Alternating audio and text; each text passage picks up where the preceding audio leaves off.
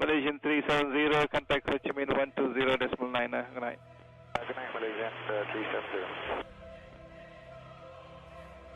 Breaking news tonight, a Malaysia Airlines flight with 239 people on board, including 4 Americans, has gone missing.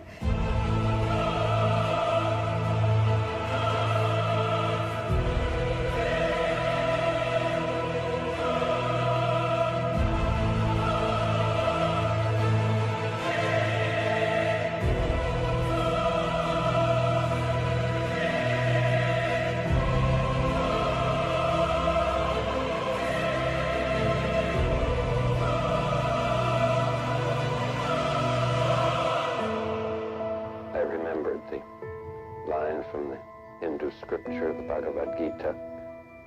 Vishnu is trying to persuade the prince that he should do his duty, and to impress him, takes on his multi-armed form and says, "Now I am become death, the destroyer of worlds."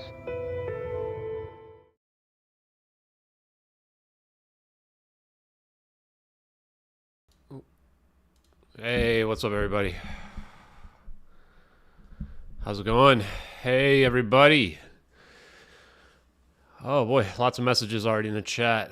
Yeah, so hope everybody had a good few days with no stream. I know you guys probably are jonesing for a little 4 orbs stream here. Sorry I'm not in my Sunday finest here right now, just because I'm jet lagged as heck right now. Well, what's up, everybody? I'm not going to do all individual shout-outs today, but everybody who's here and watching, thank you guys for jumping back. Give me 1 second. I'm just going to post... I'm going to post this on Twitter real quick.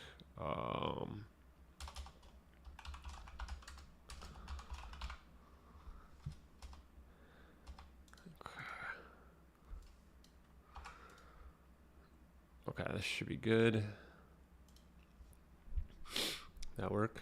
Yeah, it worked. Okay, sweet, man. Yeah, having Dave was a pretty sweet win. Is Miami okay? Yeah, I don't know if Miami made it. Yeah, I don't think we're gonna do a debrief. I'll talk about all the stuff that's gone down over the last few days since we haven't been, online doing stuff. So I just wanted to, get back into the swing of things here. Damn, Ashton's back from the world tour. Yeah, I did fly. Man, I flew twice. Ooh, scary stuff, man. On the flight back, on the back here now as well, there was a lot of turbulence, and I was just going, okay, this is my time. This is where I go. I'm glad I didn't see that picture of the, is there already 1,600 subscribers? Wow. Yeah, I'm glad I didn't see that picture of the Boeing plane, with the door busted out before I got on that plane, or I would have been freaked out, man. That is scary, dude. Did you guys see that? I'm gonna pull that up real quick. Oh my god, that is just scary as heck. That's like the last thing I want to see before I get on an airplane. I don't know how I didn't know about that. So where was it? Look at this. You guys see this? This was the craziest thing ever. Look at this the whole door is gone. Can you imagine being in that row or anywhere near this door when it just pops out and the whole plane depressurizes? So this is interesting though with the MH370 case, right? Like if this happened and people weren't getting knocked unconscious immediately, then like you're not gonna die right away, right? That's the idea that they just like knocked everybody unconscious in a few minutes. There's no chance. No chance at all. Nobody passed out or anything from this. Like, they would have had to decrease elevation, like, immediately. Unless this happened, like, while the plane was taking off, but presumably it was at cruising altitude at 35,000 feet. Supposedly, people suffer from hypoxia within, like, a minute or two. So, unless all those oxygen masks worked, then the plane's not going to depressurize that fast. And that's a whole door getting knocked out. That's a whole door getting knocked out there. So this was actually really interesting with respect to the case, right? Because we've got, look at that. You can see the stars. You can see the stars out there.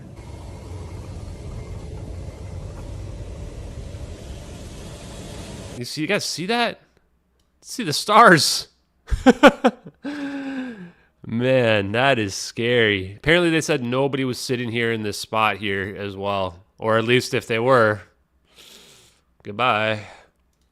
So, pretty wild. Yeah, that, man, that's scary. But yeah, what a view though. Okay. Yeah, it is pretty ironic that I'm afraid of flying, isn't it? I'm like actually afraid of flying. And then, so I got to meet Shane Cashman. He was on the Tim Pool podcast. Let's start with, let's do a recap of the Miami alien situation. So let me switch over here. I want to give you guys just the straight down and dirty. Where's my thing here? Okay, full screen face. Let's get my hair right. Okay. So, Miami alien situation, guys. Sorry, people are making some comments. I just want to see about the door. Maybe Tim Pool can recreate the door. Okay, so what's the deal with the man? Oh, hey, alien girl. Hey, how's it going? And hey, everybody who's in the chat. Hey, Ocean. See you as well. Oh, so I did FOIA. Hey, Ocean. So Hey, Ocean sent me a DM saying that she talked to, was it Richard Doty, I think, right? Or Doty, however you say his name. And that we should FOIA like some call signs. The problem is, like, I don't know if those call signs are legit or not. So instead, I just FOIA'd all air communications for every airplane that was in the area around like the South Indian Ocean from like 1,000 miles over the dates of March 7th through March 9th for both the Air Force and the Navy. So hopefully we'll get a response back on that. If you need, for my 2 cents, I made the most abbreviated version of the story that's actually possible, and it's actually currently pinned to my profile here. This is as abbreviated as it can possibly get. Just can't get more abbreviated than this. So if this is too much for somebody to read, then I'm afraid that this case is just too confusing for them. It's about 2 pages at most here. It's what, how many paragraphs? Let's just count it up real quick. You can even skip the quotes ahead of time, right? 1, 2, 3, 4, 5, 6, 7, 8, 9, 10, 11, 12, 13. 13 paragraphs. If 13 paragraphs is too much to read, then they're not somebody who's interested in learning about MH370. That's the reality. But that's as short as I can possibly make it. So if you want that, they can read this. I'll probably do some type of like explainer video for this. I wasn't in town, so I didn't have time to do that. Okay, yeah, so the Miami stuff. Why did I report on the Miami stuff? I'm going to give you guys the breakdown of everything that went on with it because, you know, it's probably fake. I mean, I think there was always a really good chance that it was fake in general. But first of all, it was Friday morning. And Friday morning, I woke up and I got a text message from one of my buddies who's not into any of this stuff at all, not into, you know, aliens or UFOs or anything like that. Although he's like, you know, he's open-minded. He's just not into it. And he sent me this thing. There was this story about this Miami situation, right? And it was from earlier that morning, like middle of the night. And I had remembered seeing those cop cars and that whole situation that was going on a couple days earlier. And I was like, I was looking at that. I was going, man, that's weird. Like, why there's so many cop cars there, right? And so he sends me this story about the shadow beings or whatever the hell they were, right? And so I'm like, that's interesting. So I start digging around, and I'm sitting there in the morning, and I'm taking a shower, and I get out and look at my phone, and I find that one witness. I didn't post the video of the witness, but he's basically given that whole story about the fat chicks running and the old people running, and I was laughing. I'm sitting there in the bathroom on the toilet just laughing, reading, and I'm going, okay, I got to post this. And then I'm looking around, and I see that, like, Matt Walsh and people were posting it and stuff like that. So I'm like, oh, okay, we're going to post this, right? Like, why not? Why not? Why not post it? It's a fun story no matter how it played out. And so I posted that. I did not expect that the Miami story would get that huge. Like that, I got over 10 million views on that post. That's the most views I've ever gotten on any post, almost by double. The next closest one is the My Letter to Congress, which after Kim.com retweeted us, ended up getting like 6.5 million. So just to give you some perspective of how much crazy engagement that got, I could never have expected that. Never expected that. And I'm sitting there and I post it, and like an hour goes by, and we had just, like, Dave and I had just gotten picked up by Brian, who is, I think I posted his picture. He's the one who took his self-portrait or whatever. Cool guy. And I'm looking, and I look at the post, I'm like, wait, this got over 100,000 views. I'm like, wait, what? And that's when I realized there was something going on with, like, this was a viral sensation right at that point. I'll pull the post up so you guys can see. I still can't believe it. I mean, people were loving that story. So here, I'll show you guys. Let me switch. So this was Brian. He was the one who drove us around and stuff. He was awesome. Really chill guy. Right away, like, I could tell he was into the story, and we were talking about MH370 and some of the advanced technology with him, and, you know, he wasn't laughing or joking at all about it. So Friday, yeah, look at this. Here it is. So this was Friday morning I make this post, right? Like, look, 7 a.m., 7:30 in the morning I made this post. So this was like 15 minutes before they picked me up. And I'm sitting there, and I was like, you know, in the bathroom getting ready, and I'm like, okay, I got to make a post about this. This is some viral thing, right? And I had already watched the witness thing. I wouldn't have posted on unless I saw that guy's witness video. And that gets 10 million views. I'm just like, whew. I mean, obviously it didn't get 10 million right away, but like by halfway through the day, it was over a million, like several million. And I'm like, whoa. And that's when I was like, okay, I got to be careful here, because, like, you know, I people are gonna try to discredit me with it, whatever. I don't care, man. I'm just out here being myself and enjoying stuff. So later that day, and I was actually kind of worried about how much engagement it was getting, because, you know, of course it could be fake and what have you. Somebody then sent me a still picture of one of these beans, which I was skeptical of to begin with, and I didn't know where it came from. But I posted it on Twitter anyway, and I ended up deleting it because I was like 99% sure the picture was fake. And then when I saw the alien creature walking around, it was obviously CGI that people were sharing. I was like, oh, I'm deleting that, because I knew that was CGI for sure. Because it also didn't even match what the witness was saying, like not even the same kind of thing. And so then I saw later that day, you see here. So this was, what time did I post this? This was like right after we left. I think I might have still been at Tim Pool's place when I posted this. Then I find the guy's recant video, and this is the same guy, his recant video, and I'm like, okay, so it's got to be fake. Like, I'm going to post this out here right away. I thought about deleting the post, but I just figured, what the hell? Why? I'm going to leave it up, right? And I thought about putting this in the reply, and maybe I should have put this in the reply. Probably would have been a smarter move, honestly. I don't know. I'm just not that familiar with social media and what have you. So I made a separate post about the recant, saying that this guy recanted, and I thought that was it, right? Like, okay, you know, I even made this joke because Tim Pool was making the joke about Mitch Hedberg. I don't know if he knew it was a Mitch Hedberg joke, but the joke goes, maybe Bigfoot is blurry, and that's extra scary to me. And I love Mitch Hedberg. He's probably my favorite comedian ever. Rest in peace, Mitch. So I made this other joke in here, and you can tell I was having fun with it at this point. Like, I wasn't taking it too seriously or anything like that. Yeah, and I don't know how it works if you delete views like that. I mean, I'll be honest. I'm not trying to clout chase or, do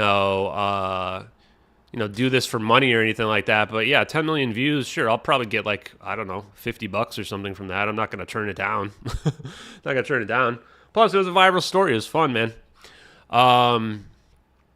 And so, yeah, like, I don't even know what the comment. There's 2.8 thousand comments on here. I did not read all these comments. I didn't even look at it. My phone was blowing up beyond belief. Couldn't do anything about it. So I made a separate post about it. Whatever. Figured it was over. And then, was this yesterday? When was the one with the woman? Was this yesterday? What day is it today, guys? I've been gone for 3 days. I don't even know what day it is anymore. Yeah, so yesterday then I see the post right where because it's up at the top now is why, because I made the thread. So yesterday I see the post then by this woman, right? And I'm sitting there, I'm like, should I post about this? Like, Laya. I don't know how you say her name, man. And so I just make this joke, right? And you guys can see it's like right at the top. I'm at this point, I'm just having fun with it at this point, right? And so I make this joke. I'm choosing to believe her because she's extremely hot. Beautiful people never lie.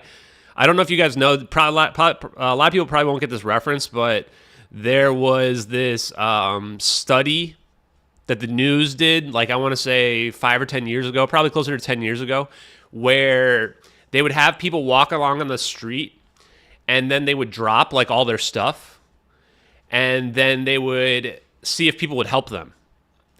And they would have like ugly person do it and then they would have a beautiful person do it. And when the ugly person does it, nobody would help them. And like they would drop their stuff on the ground and nobody would help them pick up all their stuff. And then when the beautiful people did it, and they did it with a man and a woman in both scenarios, and it, like in the ugly people, it was like nerdy people, right? It was like glasses, like ugly person, whatever. Nobody helps them, but the beautiful people, like then everybody goes and is like all rushing to help them. So that's what I think about that a lot, especially when like I think about helping people. I always think like, I shouldn't help somebody or not help somebody just because of like how attractive they are. So I was making this joke here about it, and then I'm sitting there thinking, I'm like, you know what, like, maybe there is something to this, right? And then what happened was I started seeing all those other witnesses, and all these videos start coming out, and I posted all of them. So if you look at the replies, I started looking at it, and I'm like, what is going on? Like, I had already seen this one because I did a podcast the night before with Alien Addict guys, and I was telling them how it's, the one video is just people standing side by side. It's not like a super tall being or anything like that. And this guy's video is pretty interesting. He's talking about he's some graffiti artist or something, and that still wasn't enough. And then I see these other ones, and this is the one that really creeped me out. This guy, like, I don't know, man. Some of these still are. I just don't know. Like I assume these people must be lying, right? You get $6,000 for 1 million views. I guarantee you don't get $6,000 for 1 million views, man. Jay, you're not living in reality, dude. Just to let you know, Jay, I think the most I got like a few $100s for having like tens of millions of views, man, from Twitter. You guys vastly overestimate how much you get paid. You don't get that much money, man. Not at all. Yeah, not even close, dude. Not even close. Maybe less than 10 times less than that, man. You get like maybe $60 for 1 million views, maybe even less. Honestly, it's a very low amount. This is not some lucrative thing on Twitter here that I'm doing. Just a heads up, guys. So anyway, I see all these other videos, and I'm like, okay. And I had already seen this cop one as well, where this guy's like talking to his dad. And this one definitely seemed fake, right? But after you see these other ones, you're like, okay, what's going on here? So this is where I was like, I don't know what to do with all this. So I just decided, and we had that space with the one guy, right? So we had this space with this Mo guy, and I deleted it because he didn't save the recording. Yeah, they really think that I'm like really just making bank off this social media stuff, huh? They really do. No, just spoiler, guys, I'm not. If I was, I'd probably just quit my job or whatever, but no. I think that's funny because people, like, especially kids and stuff who have no idea, like, they think social media is this glamorous thing where people are making tons of money. Most of these people on social media, like, especially, I have like 75,000 followers, right? And that's got to be like pretty upper echelon. And you could never live off of the money I make off this. Never. It's like the amount of money I've been getting is like $300 a month for the last 2 months. And I don't really like to like talk or brag or anything like this, but I gave a bunch of people that are part of the investigation that have been helping out just like $50 gift cards for Christmas and the New Year's, just because I appreciated all the hard work they've been putting in. Some of my admins, some people that investigate a lot. So I'm definitely not making like any money off of this at all. I've been giving pretty much all of it back for the most part. And I'm not saying that like I'm going to continue to do that. I'm just saying that, this is not some kind of life-changing thing. So I posted this stuff, I just thought, okay, well, whatever. But that Mo guy, something irked me about it. So I deleted the space because he didn't save it. And it was weird that he didn't save it. Yeah, minus the 3,000 plus the reality too is you have to pay taxes on this money. So I'm actually like probably in the hole. Honestly, I'm probably in the hole still. It's not about the money in general either way. I just so that people understand the reality is like I've probably made negative money off the situation if we're just being honest with ourselves here. So, so he deleted he didn't save the space. So I make this notes, and I don't know if this actually wasn't all the notes. I missed the funniest one. He mentioned Pokemon, and he's like, oh, it looked like a Lugia. I was ready to just call bullshit right then. The moment he mentioned like the Lugia Pokemon, that was like, okay, bullshit. Hold on. Lulu's having like diarrhea. I might have to take her out. I don't want her to poop in the house. Lulu, you okay, girl? So... That's not going to sound good on the stream, huh? So he mentioned the Lugia stuff, and I'm like, oh, man. I'm like, that's a weird thing to say. Like, oh, this reminds me of Pokemon. And, like, so then I'm sitting there thinking, like, this guy's definitely full of crap. But he had me going where I was joking about it. I was sitting there joking about it. Thinking like, okay, this guy's definitely full of crap, right? And I pulled Keemstar in. I messaged Keemstar. I'm like, Keemstar, get in here. I need you to grill this guy. Like, there's no way this guy's telling the truth, right? And this was the Mo guy. And so Keemstar jumps into the space. And I wish we had the recording of the space, man. And he's kind of grilling him, doing his Keemstar thing. And by the way, I love Keemstar. I just love this guy. I don't know why. He and I see the world the same way. He doesn't take it too seriously. He doesn't really care that much about what people think of him. For some reason, I like people like that. Hold on. Come on, girl. Okay, you're good. Okay, jeez. I'm scared she's gonna poop in the house. So he grills him, but we can't get anything deep on it, right? And I'm asking him all kinds of questions too. Like we're trying to figure out, why is there no other recordings? We're trying to find any holes in his story. And then finally, like, I come up with a good question, which I ask him, okay, what day did it happen? Right? And he says January 3rd. January 3rd. I'm like, wait a minute. The thing happened on January 1st. And I remember that I saw screenshots in Twitter of people talking about the alien narrative on January 1st. And I remember being surprised because I thought it was a new narrative that only came up like on the 3rd. So that's why I was really surprised about like, oh, wow. That it's, this narrative that must have been out there. So people had plenty of time to invent stories related to it. And so if we check out this Mo guy's background too, yeah, this dude's definitely full of crap. Definitely full of crap now. Sorry, Mo. I don't believe you anymore, man. So when he got the wrong date, and here was the thing. There was a lot of people. There was like 800 people on this space, by the way. There was like 800 people. There was a lot of people in that space. And I listened to like pretty much most of it. And this was the one on January 5th, right, where he made the post. And I remember seeing this on January 5th, and I was like, this is full of crap. But then when I saw the space being run on January 6th, I jumped in it because I was like, okay, I'm going to grill this guy. At that point, I thought it was all fake. And so when he said the wrong day, to me, that was a huge red flag. Wrong day, man. He had the wrong day. So, and when he's posting the story on the 5th, I was at the mall yesterday. Well, the thing happened on the 1st. It wasn't on January 4th. It wasn't even on January 3rd. So he didn't even know the right day because he hadn't even been following the story well enough. So he had invented this fake story around it, right? Like almost guaranteed. And probably, because he wanted to make a little bit of money off of it, I would imagine, right? But he was, in the space, like he was ready. He was a good liar, he was pretty good. But, if you saw the beans or whatever on January 1st, you're not making posts like this, on January 4th, you're not making posts like this. You're probably talking about the beans or whatever that had happened, right? So, anyway, let's see. Let's wrap this up. So then today, finally, someone breaks out the last post. This one. Finally, we got what we needed here. This guy, I don't know who he is. I apologize if he wants recognition. He probably should have put his name in his TikTok. He went through and had the scanner. He actually has the scanner. So the scanners, and I already knew the whole story about like the power being out and the flights being stopped didn't really add up. That's why you saw me never post about it, because that always seemed like a little bit of disinformation.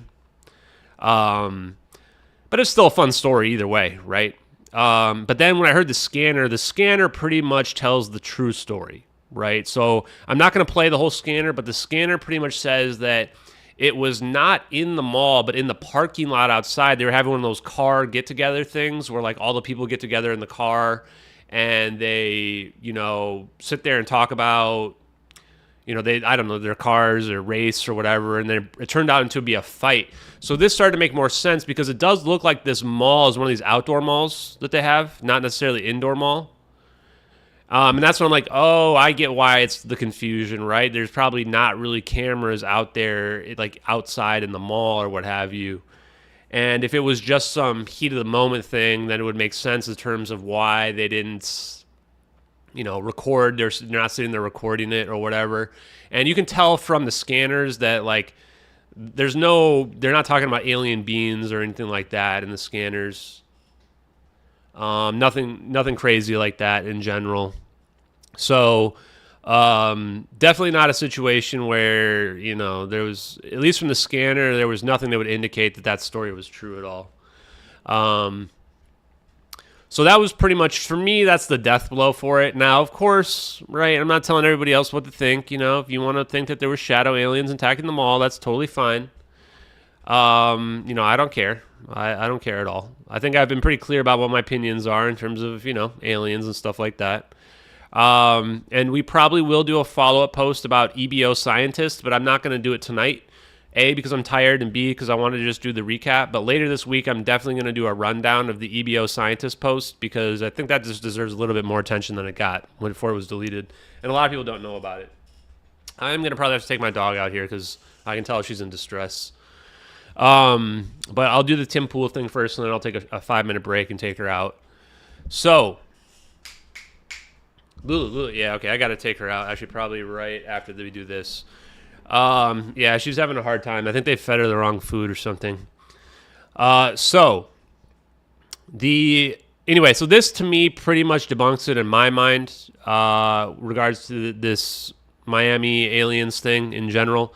Now, I still think that people probably, and also Tupacabra. So I was in a one of these messages updates that you see on the left side of the stream here is, probably from Tupacabra and Keemstar. And Red Panda, I think, is in there as well. And Tupacabra actually called all the mall stores or whatever, and they pretty much told him that it was like some kids fighting. Nobody was saying anything about aliens or anything like that. So I don't think that was really a big issue. So that pretty much gets rid of that. Punjabi did not do the EBO post, guys. Yeah, he definitely didn't. But if you want to believe that, you're welcome to believe that Punjabi Batman did the EBO post. We will do a breakdown of why that's not the case. Oh, Eric Weinstein's doing a physics thing? That's interesting. We might have to jump into that in a minute. Okay, guys, I have to take the dog out. She's definitely in distress right now. So I'm going to come back in like 5 minutes. So hang tight, and then we will do a rundown of the Tim Pool situation, and maybe we'll jump in this Eric Weinstein physics thing here as well. You know what? I'm going to go ahead and join it so you guys can listen in. Oh, Roy D. Herbert's in there too. Really bizarre that so many of us have had no experience. Okay, guys. So many of us seem to have some sort of an experience. Okay, guys, I will be right back. You guys listen to this. Let me just make sure that you guys can hear this. It has UFO. Yeah, looks like you can. Okay, I'll be back, guys. Hang tight. Actual alien spaceships inside that program, whether it's a PSYOP, the whole thing is confusing. It would just help if the experience community, when it approached the physics community, said, I know this puts you in a terrible spot. Because without doing that, nobody in the physics community wants to listen, because who wants to tell somebody that they're crazy or that they're trying to turn a buck. I don't, because that's not what I believe. But I don't know what to believe. I'm not clever enough to be able to explain why everybody other than me seems to have seen a UFO. I know, It's just like a very strange thing. I completely understand where you're coming from, but I think what I was trying to express was the frustration. I mean, there's so many of us, and I mean, this group that you've joined is usually one of the groups that is on the outside of it. You know, we're fortunate today that lots of people have joined in, but there's usually a group of about 10 of us, and we're quite a small group. But the frustrating thing is that there are a lot of us that have got sort of responsible jobs and hold responsible positions, and I mean, I'm educated up to master's degree, but not in anything alongside you. Mine's all medical based. It has nothing to do with that. I've met so many people who are so sober and so normal, who report completely insane experiences, many of them having only one such experience. There's no pattern in their life other than, you know, some encounter on some random Thursday from 17 years ago. And and whatever that is, I'm not pretending that it's all, you know, Mylar balloons and seagulls. I don't know what, I can't figure any story that works. And the only thing that I don't want to happen to me is I don't want coming into one of these rooms to become pressure to accept. Like I'm dealing right now with somebody I respect in the community who's telling me basically, you know, to F off.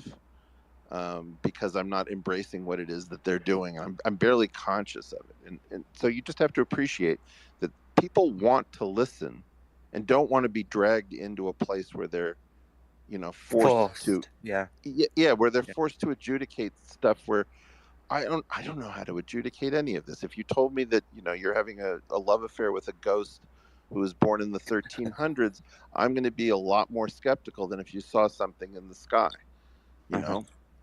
But the fact is, I probably would have been a jerk about people who saw something in the sky if you talked to me 5 years ago. So whoever that guy is, he apologizes to your community, but he's no longer here. You wanted to ask me one more question.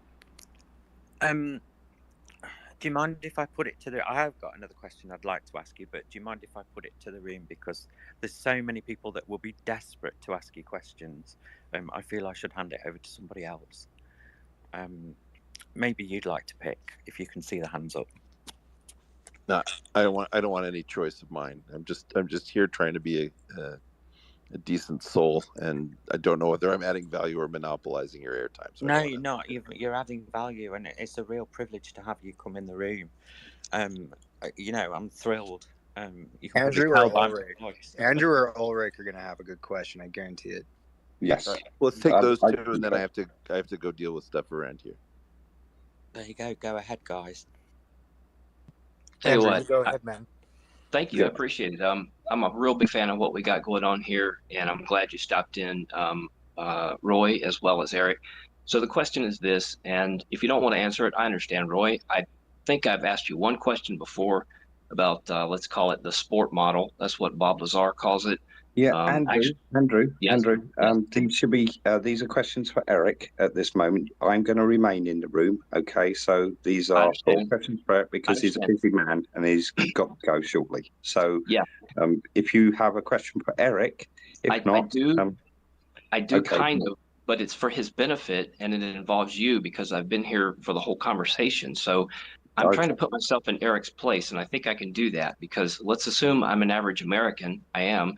Let's assume I don't quite follow the high-level physics conversation that you guys just had. I'd love to. I admire it. But what I want to understand, when I open up Douglas Adams' Hitchhiker's Guide, and he says the ships hovered there. They hung there in the air in the same way that bricks don't. Let's say, Roy, you were sitting with Stephen Colbert, what's he saying? And he asked you, how is it that the UFO is able to hover?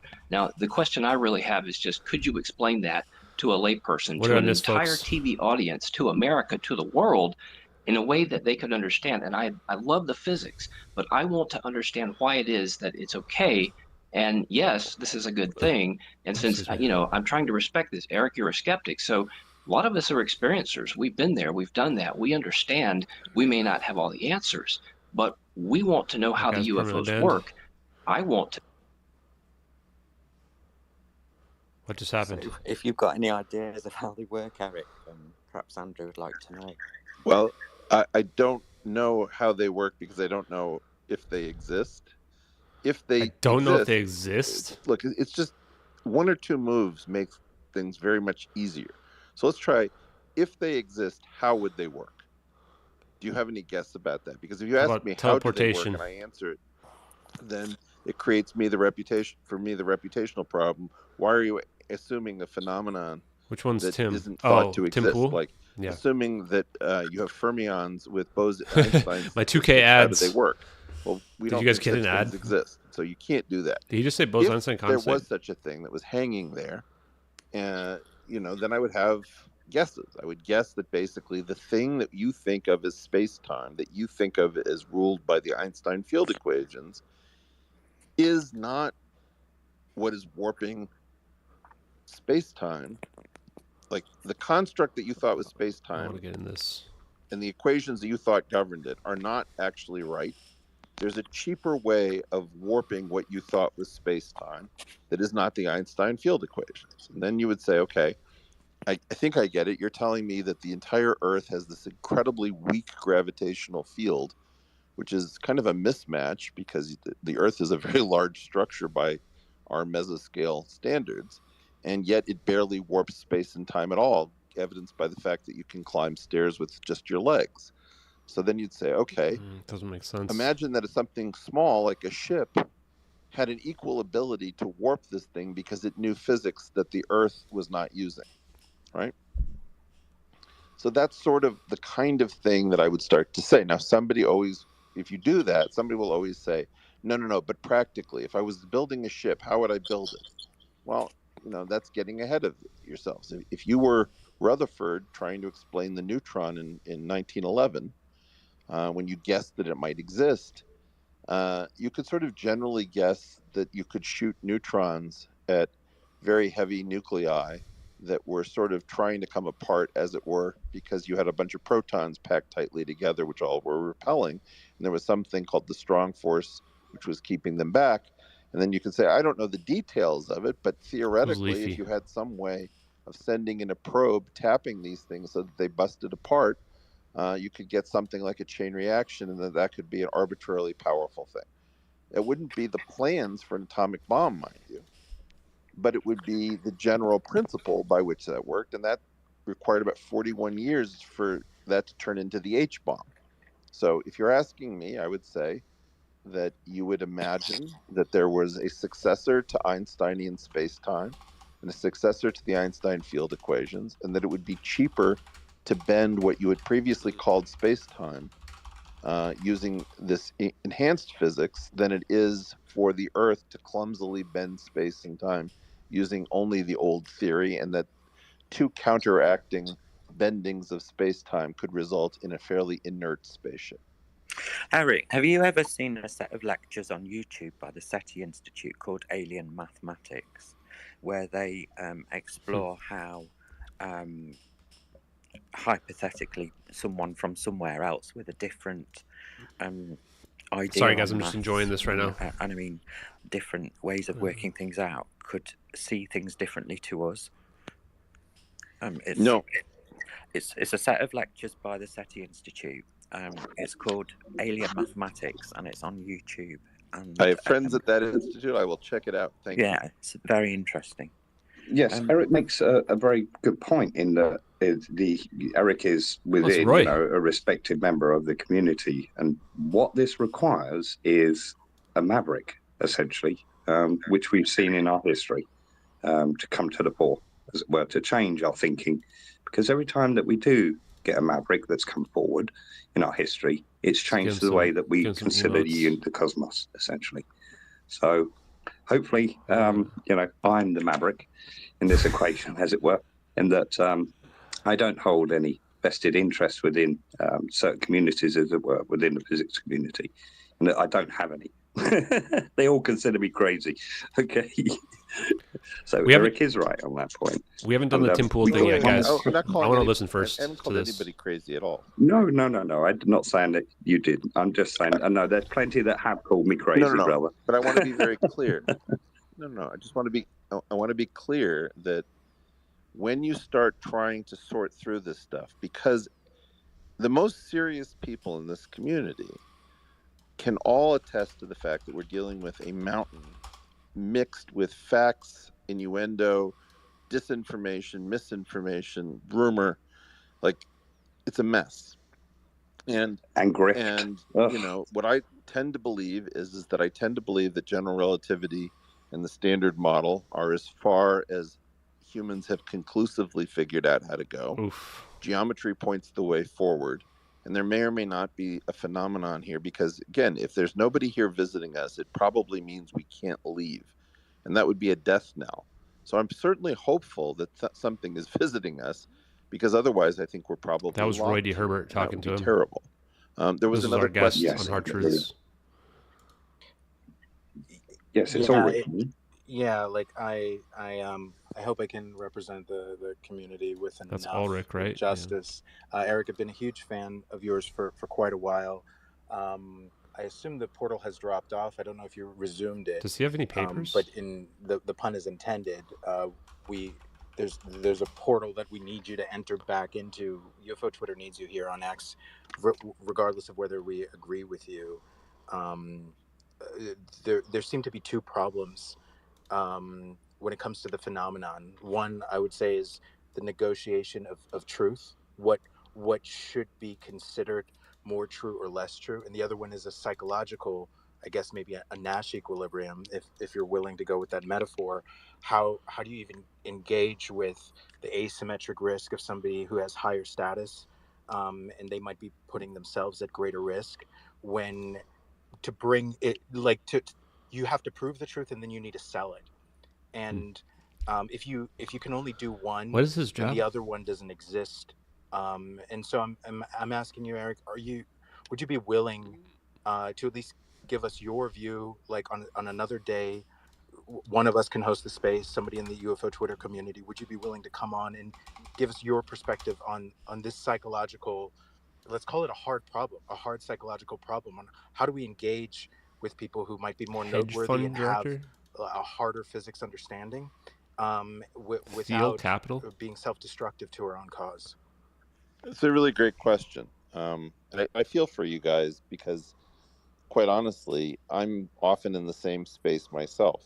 I'm tolerated pretty well as long as I'm not saying anything very declarative. It's when I start to say something that's truly disruptive that the doors start to close. And so you have to realize that it's a kind of a delicate dance where you're looking for somebody who's open-minded enough to listen, and you have to try to not endanger them. It's sort of like if you're a kid and you see a beautiful butterfly and you want it to put it in a jar for a few minutes to study it. You have to not destroy the butterfly in the process. So the way I would say it is try not to think so much about status. Status is something that is kind of I think it's people don't really understand it very well.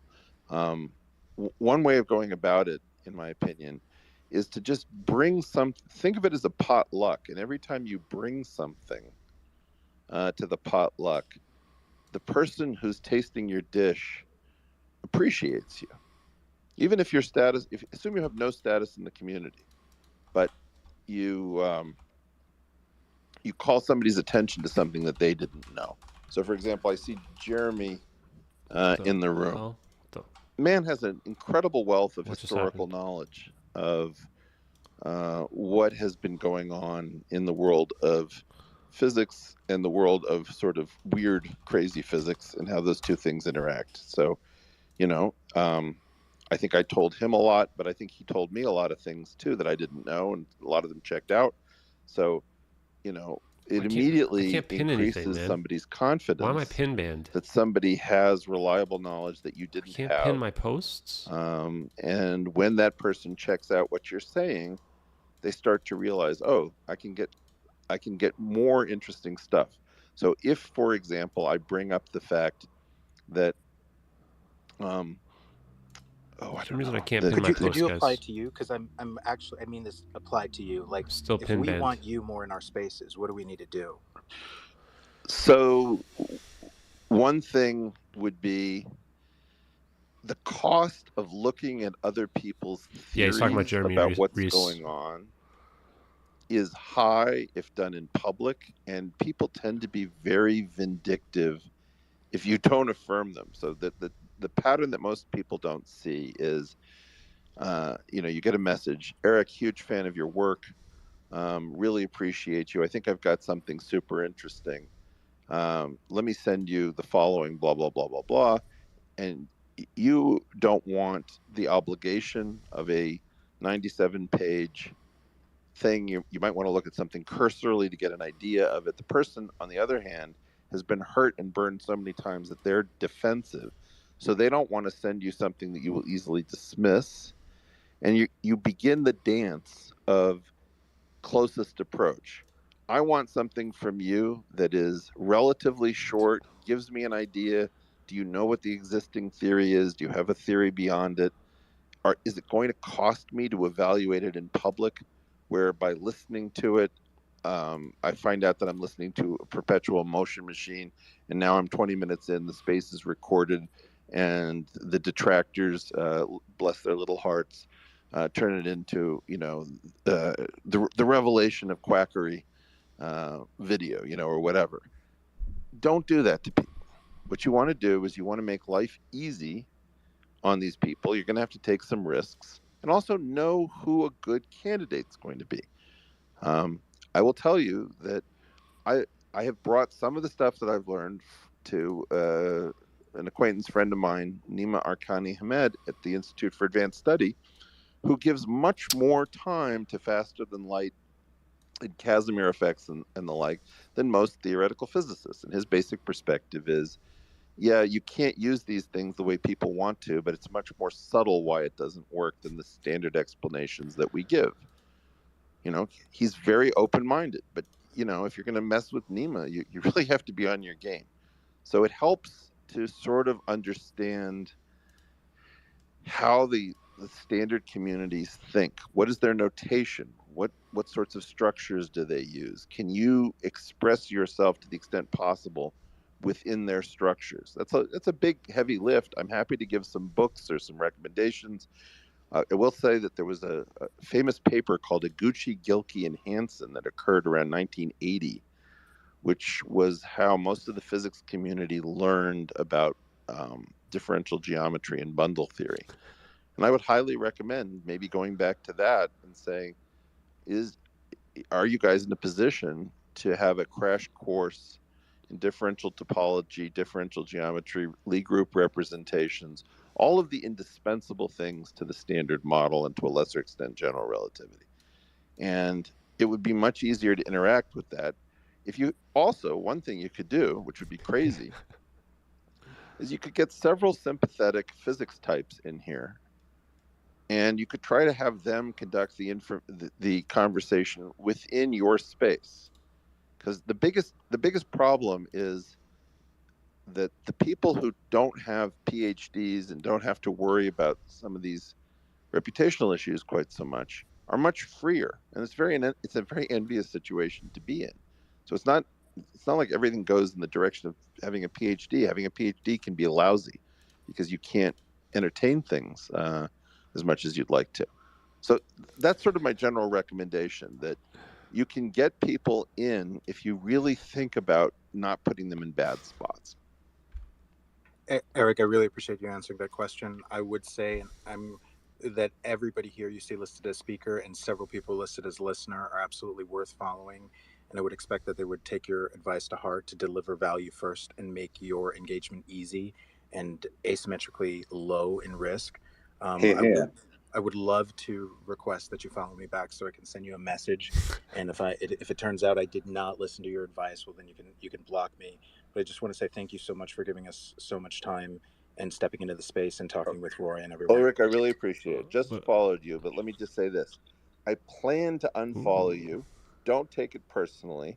I just wanted to evidence the problem that I plan to unfollow nobody you. wants to Why? be put in a bad spot by virtue of the fact that they come and they want to expose themselves to some risk and offer some help, and then there's more risk and more help demanded than most people expect.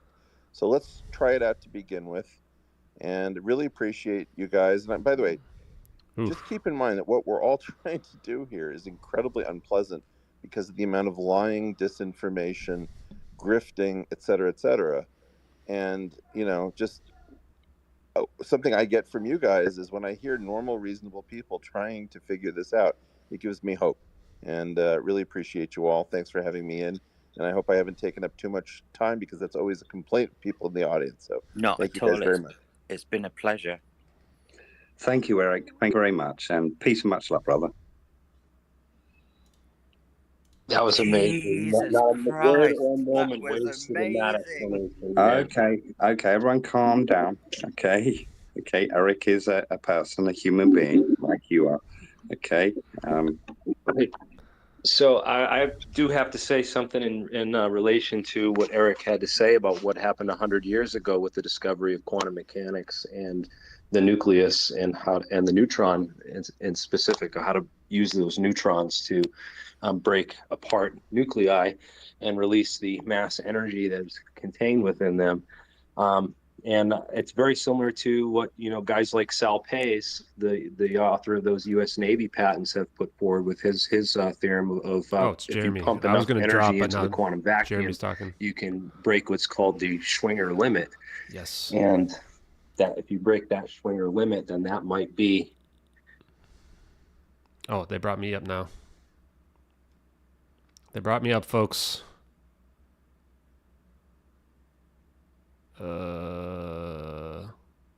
Can't hear anything. This is getting awkward. Yeah. No. Why? Why did it break?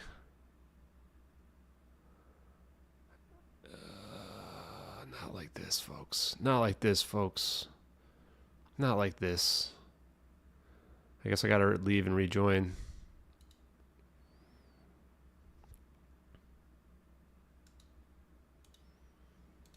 The ideas and just throw shit against the wall until something sticks.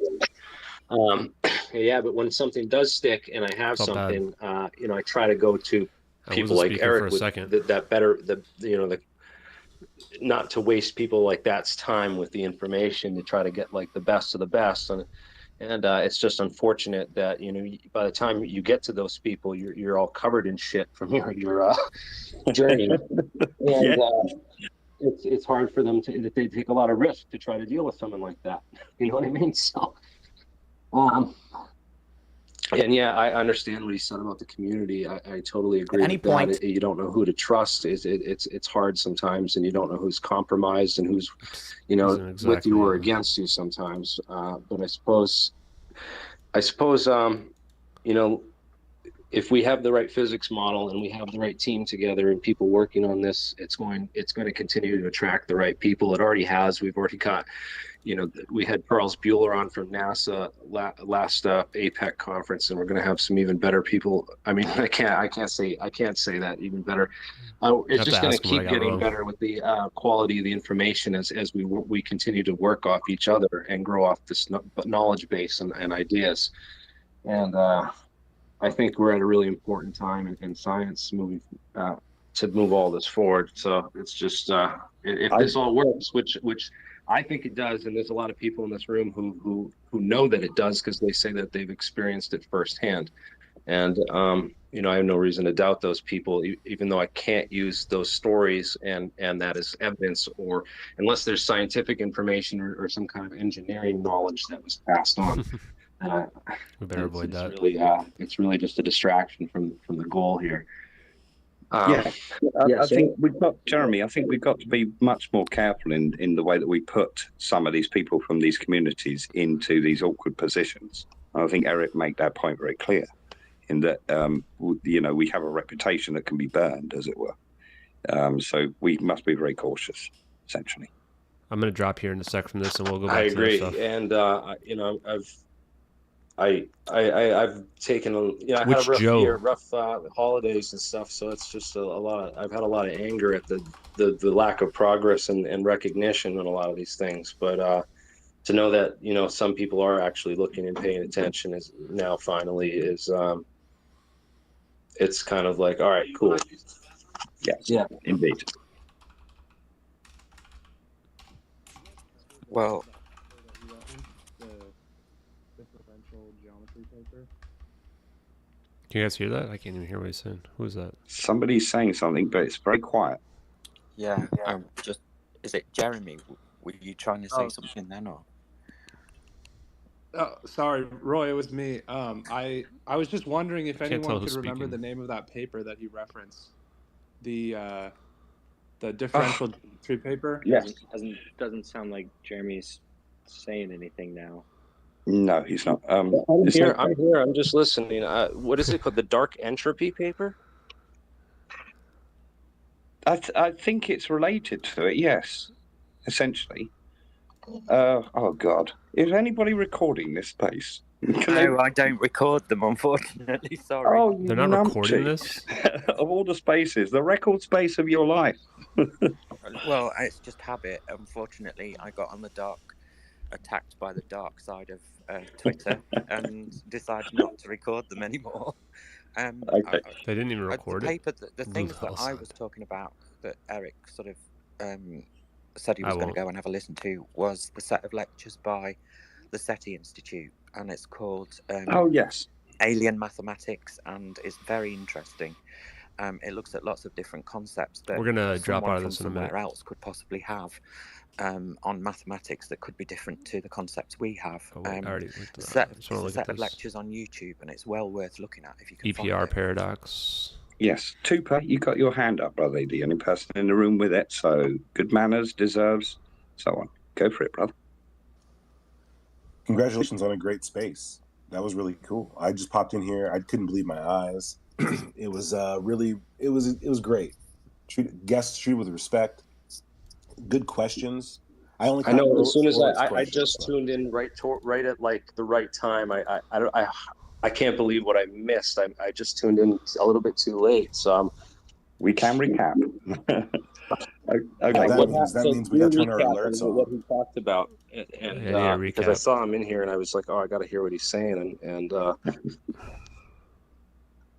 yeah, I mean, I'm not going to recap, but I would add something, to what Eric was saying. The cost of initial discovery. One of the many projects that I'm working on is an artificial intelligence framework. It's called 9High. That vets out initial theses compared against a whole database of prior projects going back to 1990. We have 6 different artificial intelligences, over 1 billion parameters for each.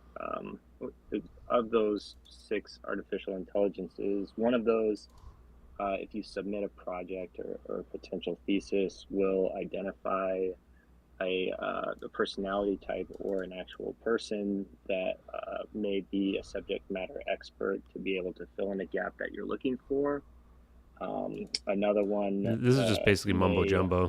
No disrespect to Jeremy, but you can teleport information. We know you can because they literally teleported a picture last week. Helps to work for commercial viability. So if everybody has competing theories, doesn't mean one's right or wrong. Having collaboration as the new form of currency, and you on the platform would be compensated for your contributions to the project as well. So this has been something in the works for some time now, and if anybody's interested, the DMs are open. Okay, I've just had a message from Eric. The paper is the Uguchi, Gilkey and Hansen paper, spelt EGUCHI GIL, okay, and Hansen. Okay, that's the paper that Eric was referencing. He's sending me more stuff with links that I'm going to put into the room shortly. Okay.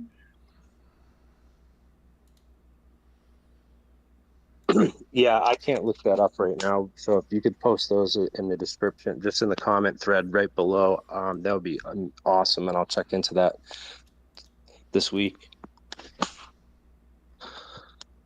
Okay, right. Well, to recap what we were discussing basically dilation theory. Okay, in that the latest LIGO results are providing analysis, essentially, are providing significant sigma to a thing called dynamic behaviorism, in that it provides a geometric unity, okay, in that properties denote the behavioral outcome independently of scale. Okay, and we saw this with the neutron star collisions, essentially, in that those neutron stars did indeed hold that very odd phase of quanta. Okay, so the macro and mega scales essentially can emulate that of the micro scale, and the correlations to their energies, spins, and time essentially correlate quite well. However, it requires much more thorough analysis of those results to determine if that is ultimately correct. But fingers crossed, I think we've got one right, in that essentially the phase of quanta holds a much faster relative rate of time. Okay, the phase of quanta does not interact with normal large-scale matter. Okay, so we can start ticking some of those observables that we see with the phenomena. We can also say that this conservational geometric symmetry should be applied a bit more than we imagined at first, in that it should be applied to emergent entropic time, providing a fluid symmetry, as it were, in another dimensional thing, like a virtual, as it were, application of time, so that we are essentially abstractions within that fluid symmetry of time. And if we can do that, we can use the physics of relativistic fluid dynamics to explain gravity, in that the slower ones flow, okay, the greater the inertia, and the faster one's relative rate flow, the lower the inertia. Okay, so if you hold a much faster relative rate of time than your surroundings, for example, you will experience 0g, okay, which gives us another tick on the box of those observables that we see and starts to answer some of the questions. So we're looking at things more of a time tensor, as it were, rather than an energy tensor of Einstein's. Yeah, we're going to drop out here in a second. We're moving into the realms of post-Newtonian Einstein physics as such, with this new dynamics that we're looking at. Okay, so that's a quick recap of what we've been discussing. This was our guest for Hard Truths number 5, so you're staring at him, Roy D. Herbert. There he is. So it's not no reason. Then. Okay, I'm going to go ahead and drop out of that, guys. Okay, so that was fun. I don't know. So my thoughts from just the little that I gleaned from Eric Weinstein is that it wasn't very impressive to me. I mean, everybody wants to fillet the guy, but if you're out here and you're telling people that you don't think there's UFOs visiting us, I mean, what do you think what's going on, man? I mean, what is going on, right? We got congressional hearings about it. We got a guy testifying to Congress that we have crafts. It's just backwards thinking at this point. You know, it's like the old crew needs to just go retire and go somewhere else. Because the reality is we need younger people who are looking at the same physics with a new lens. There must be a way to travel faster than the speed of light if we have UAPs visiting us. Simple as that. Probably if you think of, let's just say that we found them and dug them up or whatever, then even if we dug them up, they had to have come here from somewhere, right? They had to have come here from somewhere. Let's go ahead. Let's do a recap. Let me see what we got going on here. Yeah, SETI's full of crap. I mean, that's pretty obvious. They've uncovered literally nothing in 50 years. I have never had any respect for SETI, even back well before I even thought UAPs were visiting us. I just feel like they have to be doing something wrong. I mean, I doubt that I have an email address for directly to Joe Rogan, but, I'll take a look at it. I did want to look at some scalar stuff. I don't know how long I'm going to go tonight, though. I'm so jet lagged. What was going on here? Yeah, Lulu's better now. I mean, she's having some stomach stuff, but she should be fine. Okay. So you guys want to talk a little bit about Tim Pool stuff? Okay. Yeah, no, she's good. She's fine. She's chilling in the other room right now. So Tim Pool was great. So here's the rundown of the Tim Pool stuff. We showed up there kind of like around, I don't know, 9 in the morning, maybe a little bit earlier. And the thing was at 10 a.m. So we hung out kind of in the, I guess you could call it green room of the castle, which is a house that he has for his studio. I'm not going to say too much more about it because I'm not trying to dox people or anything like that. But he had a pretty sweet hangout spot, right? So I got to meet a lot of the people because when you're dealing with podcasters that are this big, they have like a really big like entourage of people. I mean, there's 2 studios in the house, so there's like a whole nother crew that does a different podcast as well. I think it's the pop culture one or something. And so I got to meet a bunch of people that were hanging out. We talked about TWA Flight 800. Somebody showed a video. I think it was Brian, actually, the dude who was driving us, showed us a video of this guy where they claimed that they accidentally shot it down. The U.S. military accidentally shot it down because it was like a test or something, and they thought that they were shooting at the decoy, and they ended up shooting at a real plane accidentally. Kind of cool. Not cool, I mean, horrific, but interesting to see. And met a few cool guys. Wesley as well, who I met, who knows Tony Merkel, who was the first guy that had me on in person for a podcast. I love Tony Merkel. I think he's just one of the nicest dudes I've ever met. So it's interesting to see these small worlds, right? Where it's like all these podcasters kind of know one another. And I get that helps in terms of like getting good word for, me and what have you. So 10 o'clock rolls around. It's like 10 minutes to 10, 5 minutes to 10. And like, they're like, okay, it's time to go up and see Tim Pool. And, he's set up in the studio, playing the guitar. And, like right before I went up there, I had that moment where I'm like, man, I can't believe I'm going to go talk to Tim Pool right now. Like, that's wild. Like I just can't believe it.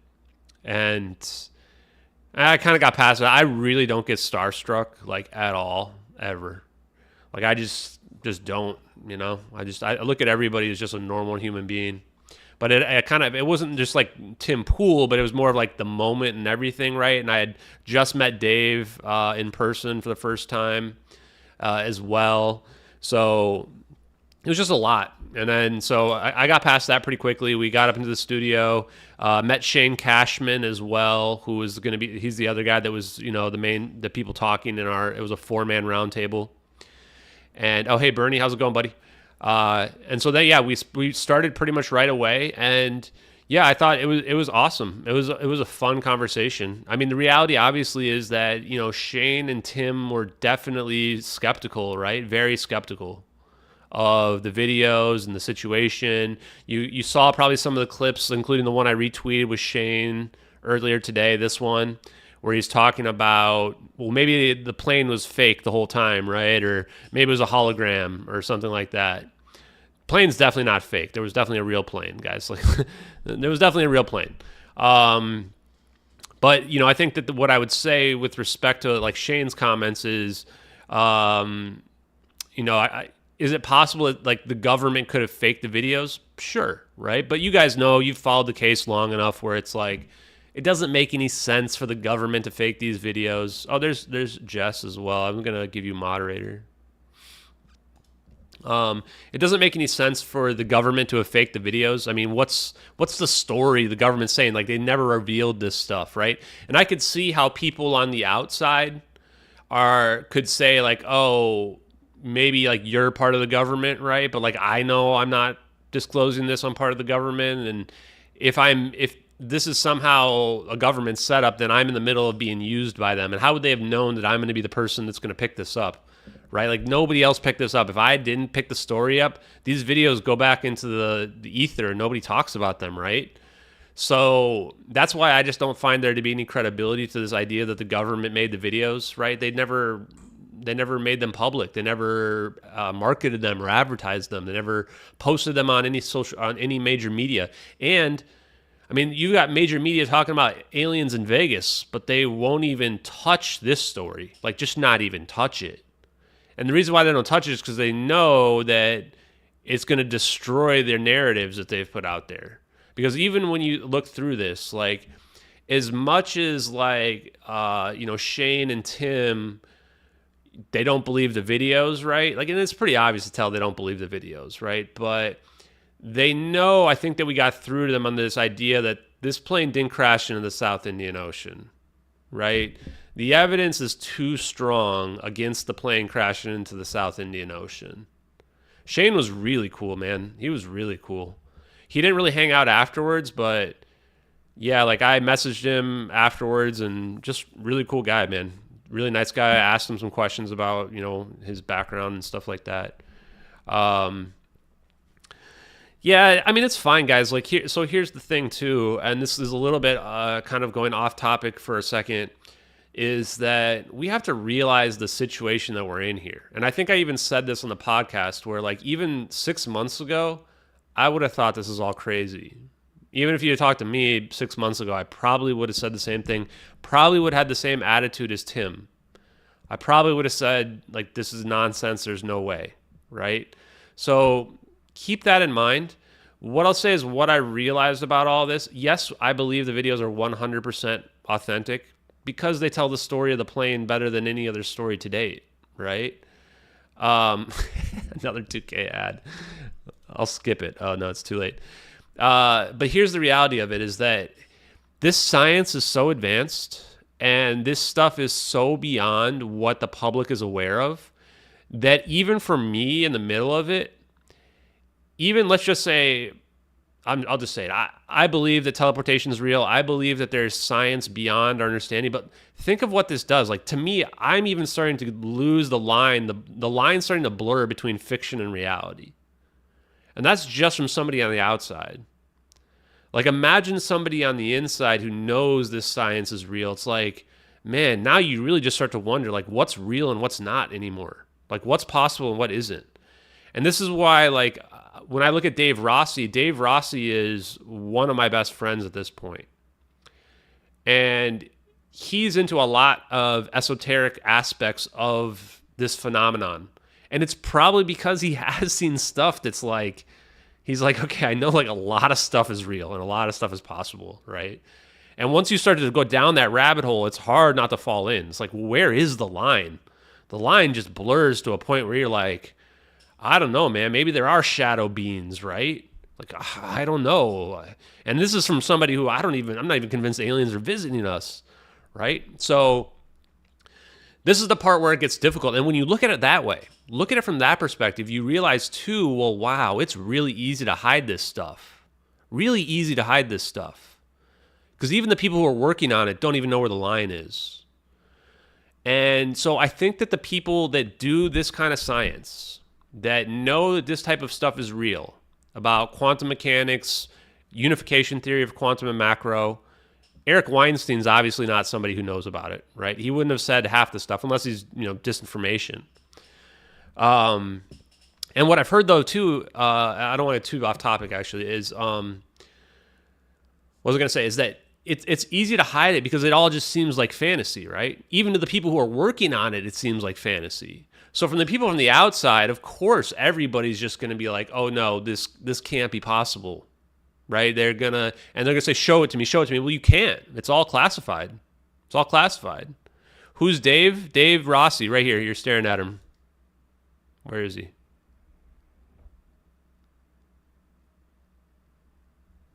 There he is. Dave Rossi right there. If you guys watch this, you can check it out. So yeah, this is the part where it's like, okay, so how do you proceed? So if you're in a situation where you know the stuff is real, but the whole world, you know what's going to happen if you try to tell anybody. Like, and Dave and I were even talking about this where it's like, even if you're to tell people this, they're not going to believe you. People aren't going to believe you, right? Same way when we're talking about teleportation, people aren't going to believe you. It's that simple. They need to see it firsthand, right? And so this is the part where I think that if you are a scientist who's been in the know on this, you just don't even bother trying to tell people because you know nobody's going to believe you anyway. They're just going to think you're crazy. Like, so maybe Eric Weinstein does know, But he's not going to say that publicly because he knows, and you heard him talk about it in that space right there where he talks about it. He says the pushback, you could tell he was concerned about the pushback he got for saying the wrong things on social media. And you can see that even with stuff that just from the, Miami situation that I posted, you've got people going, Ashton, don't look at this. Don't talk about this, blah, blah, blah. Like, I want to keep your credibility, whatever, right? Like, man, I don't care about that stuff. If you guys have been following along, I don't care about that stuff at all. I was nobody with 30 followers 6 months ago, right?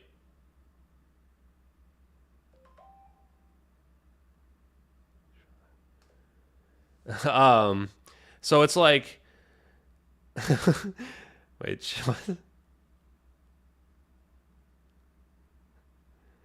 so, can you call in? So Chad wants to call in.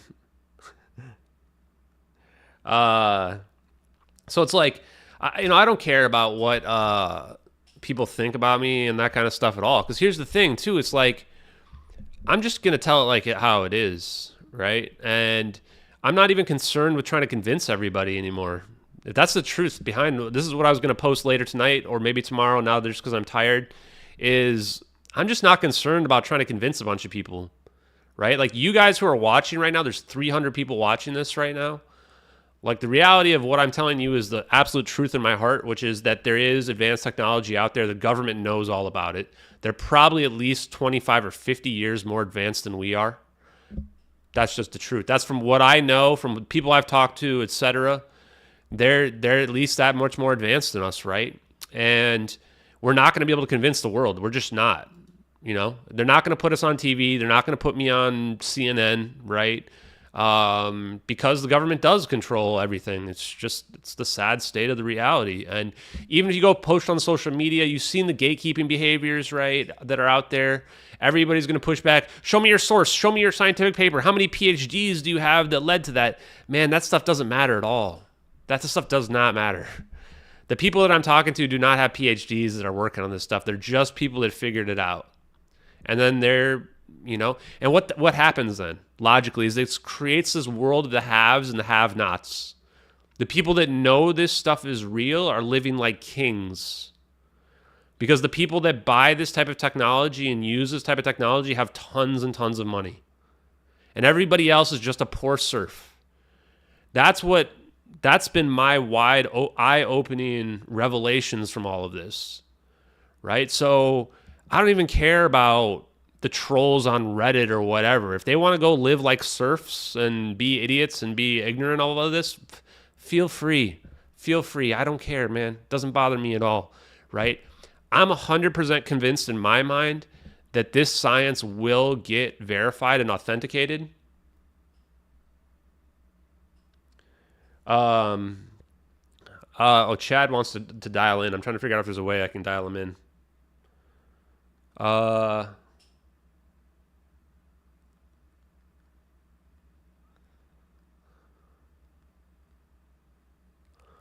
If so, I might set up a quick Zoom. Yeah, from Investigate Earth podcast. So quick shout out to those guys. Chad and Sherry were the very first podcast, not in person. The first in-person podcast was Tony Merkel.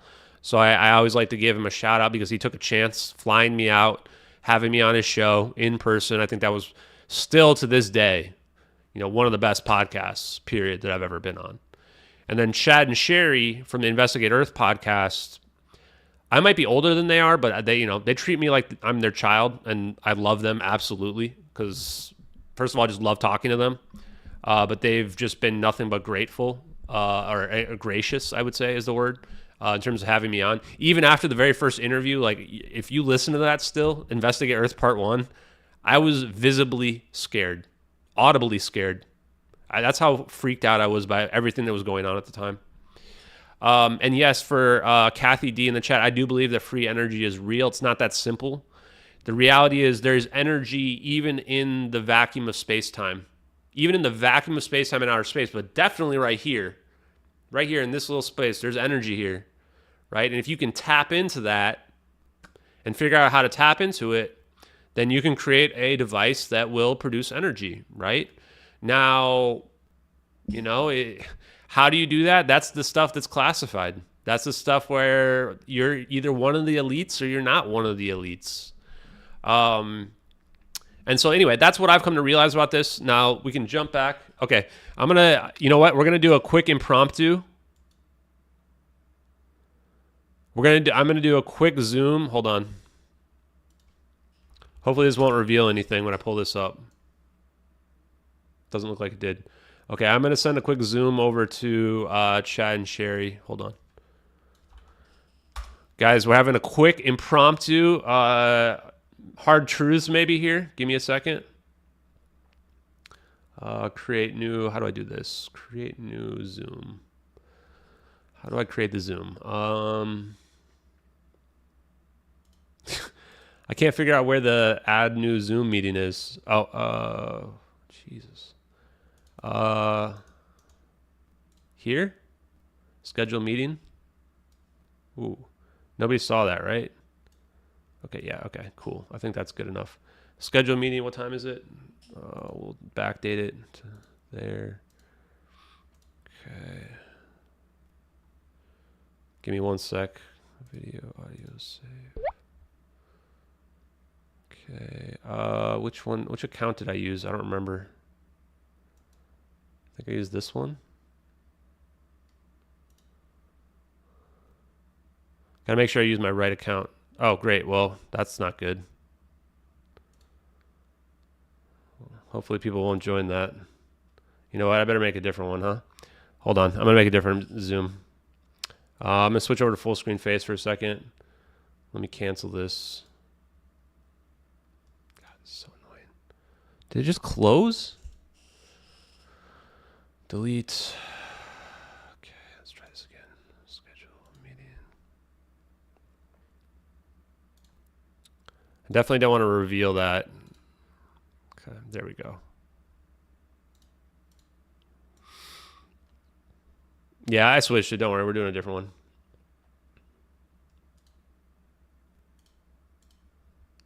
Start the Zoom meeting.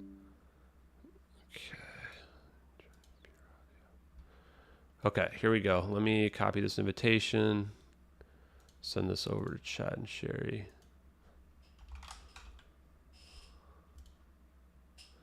Chad, Sherry, if you guys are watching, I'm sending it to you in chat. Oh, yeah, they do this as well. Okay. Oh, they sent me one. Oh, okay. Well, I just sent him one. I already sent you one.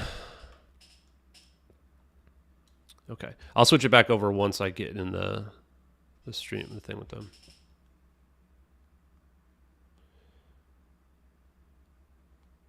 Or you know what? I'm going to join theirs, I think. Hold on. I'm just going to join theirs. It's easier.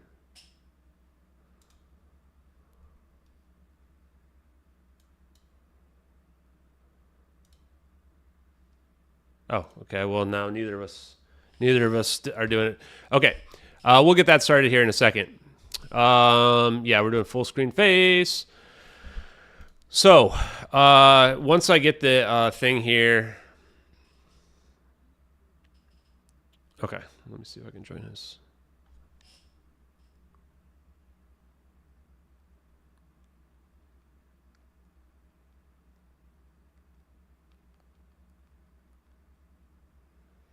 I'm gonna let them choose. So we did the Tim Pool thing, hung out with them, and after it was done, you know, I thought it was a really good one. And then afterwards, we hung out and we played poker, actually, down in Tim Pool's basement with Tim Pool and some other people as well. We ate a bunch of sushi. He ordered like a huge amount of sushi, man. It was awesome. And hung out and chatted with people for a while, and then bounced out. And then I went back to the hotel and hung out with Dave and some other people. Okay, hold on, I'm joining my thing now as well. Let's see if we can get this going. These are big chonker headphones. I don't know what they are. Let me see.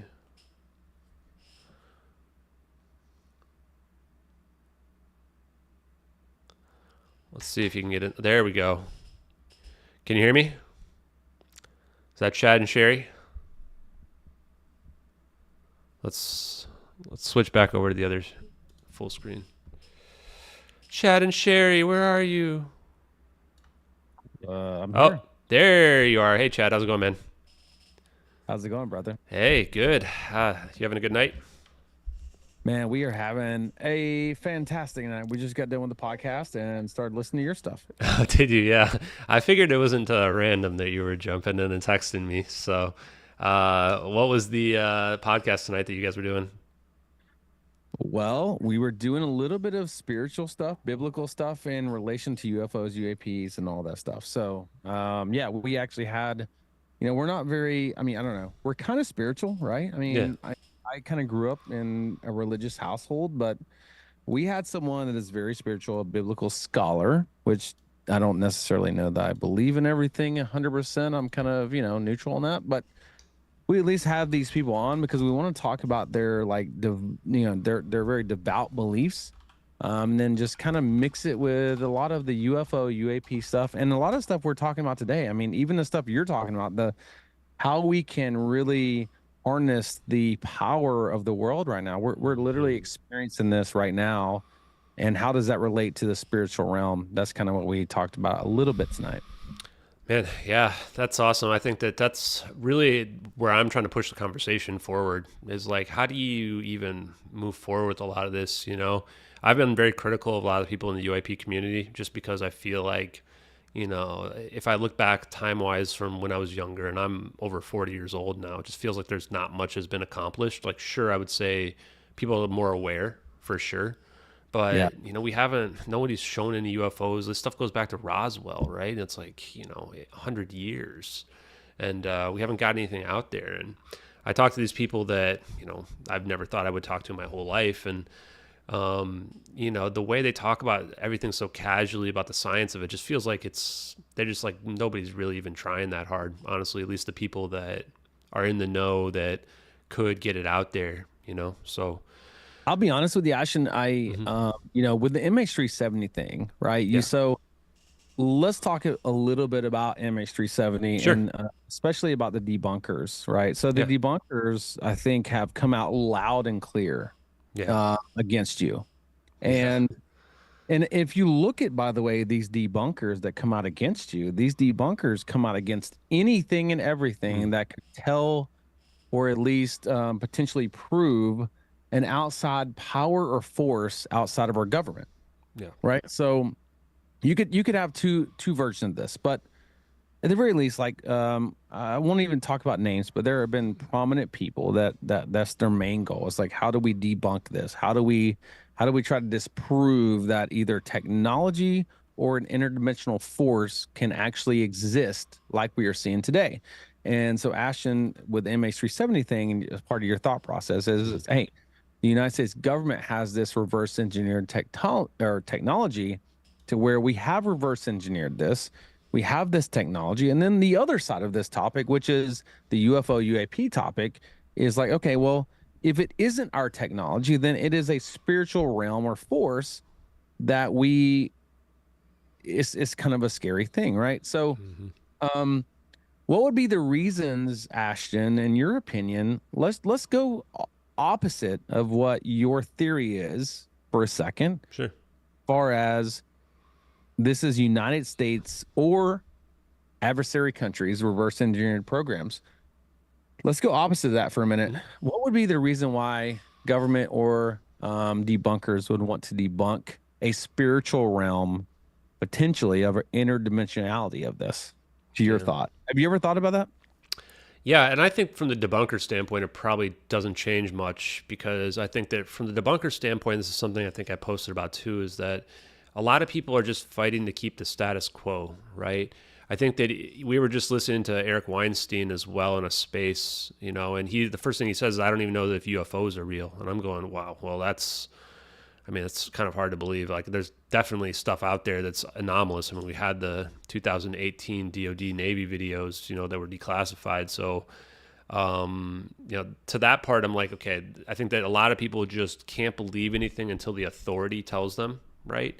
But for the perspective of the people that are in the know, that know this stuff is real, that know there's UAPs, and let's just say, again, for the sake of argument, they know there are aliens out there and that they're visiting us, you know, that's the part where I want to talk to people and understand their perspective. The people that I've talked to, even as recently as this weekend, you know, I thought, well, it must be that it's a national defense situation where, you know, the technology that they're going to be using is of national security purposes. We want to, you know, make sure we're the only ones who have it. Whoever has it's going to control the whole planet, etc. But it may be even more simpler, more human than that. It may be the same thing that we see from the UFO community, where it's just like middle school fighting. That there's that same infighting that we see as well with these scientists, right? And they all have their own agendas, you know, and they're stealing each other's work. Like, look at it kind of like this, where if there is teleportation technology, the public has no idea, but there's people and scientists that know that it is possible. So which of them is going to get the credit, right? Yeah. It's probably whichever one comes out with it publicly, is allowed to come with it publicly first. Right. So I think you end up getting a lot of this same middle school drama that you get there. Now, I'd like to hope that that's not as petty as we are, but that's kind of what I've been told behind the scenes. So I don't know. What are your thoughts on it in general? Well, okay. I'm going to ask you one question before I get into my thought and theory. What do you think about CE5 and Dr. Stephen Greer's theory on that, especially summoning these things? I like our conversation. It's almost like two podcast hosts are both going at one another. I love it. We're jockeying for who's going to be the one asking the questions. You know, so my true opinion of that before all of this was that I thought this was some kind of scam or something like that, but I was open-minded to it. I actually watched Close Encounters of the Fifth Kind, which is his documentary about it, I want to say a year or two ago about it, and I was never comfortable with this idea of charging people. I don't know how much he charges. I heard it was thousands of dollars, but now I think, well, maybe that's all disinformation too. Maybe it's not really all about that.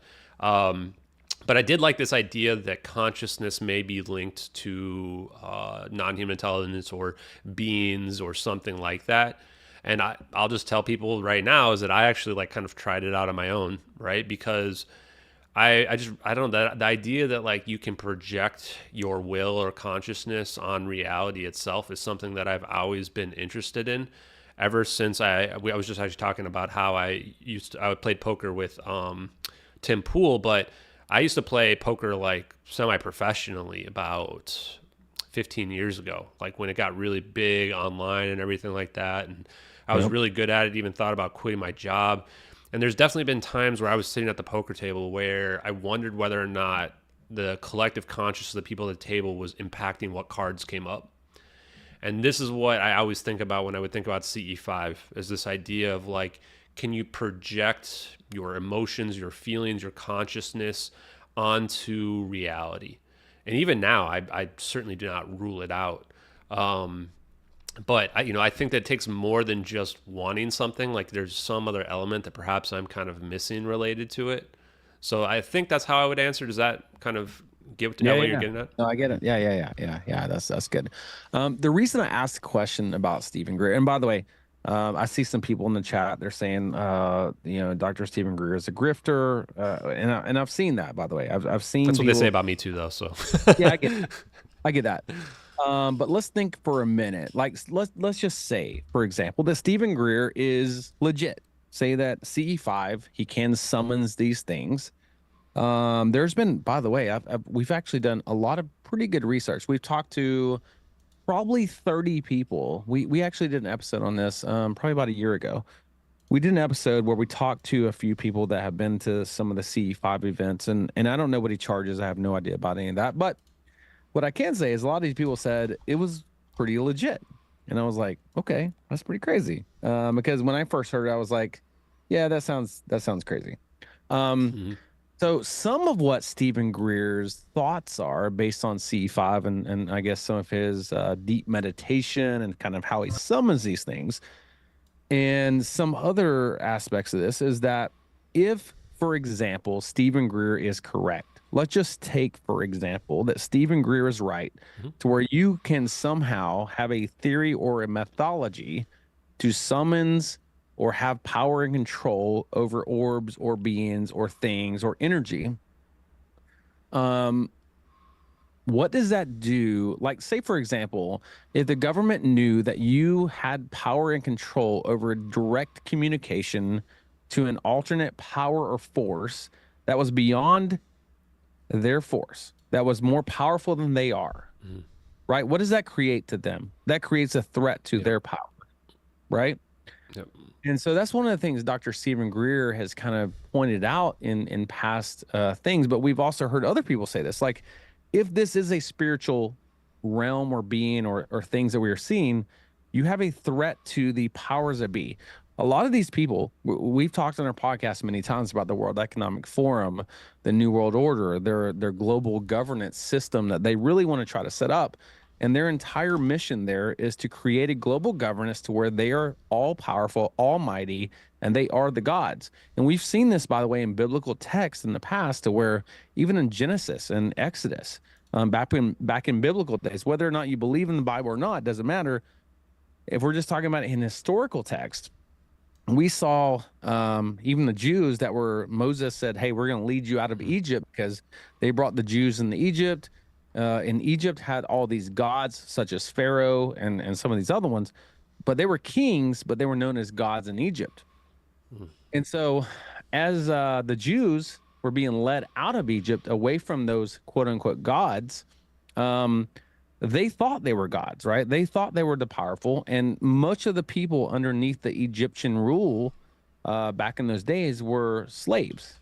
Regardless of how you want to see it, if you look back in those days, even the Israelis that came in, or the Israelites that came into Egypt, they became slaves. But their people in Egypt were slaves before that. And it was all because of the power structure that the Egyptian kings put into place. I think we are very much back in a way of, we have power structures and kings, whether we see it or realize it or not, that they believe they are the gods, they are the almighty, and they are all powerful. And if you ever put into concept an actual, you can say it's God, you can say it's aliens, you can say it's UAPs, you can say it's UFOs, but if you ever put into any structure that there is a more powerful group of beings over the powers that be in this world, the worldly three-dimensional beings, they have a big problem with that, because they cannot rule the people if you have another way out of them ruling the people. Does that make any sense what I'm saying? No, it definitely does. I mean, because I think that what you're talking about, this power hierarchy as well, and that's what this technology kind of implies, is that whoever controls this technology, you have this whole control. And I think this is probably why you were jumping in, because I was sitting here talking about that you have the haves and the have-nots, right? And it's to a point where the line is so blurred that normal people, the serfs, the have-nots, whatever you want to call them, right, they're never going to catch up. They're never going to believe that technology is even real. It's like the perfect defense is that they don't believe it's real. So you now have, your power structure is not threatened in any way, shape, or form.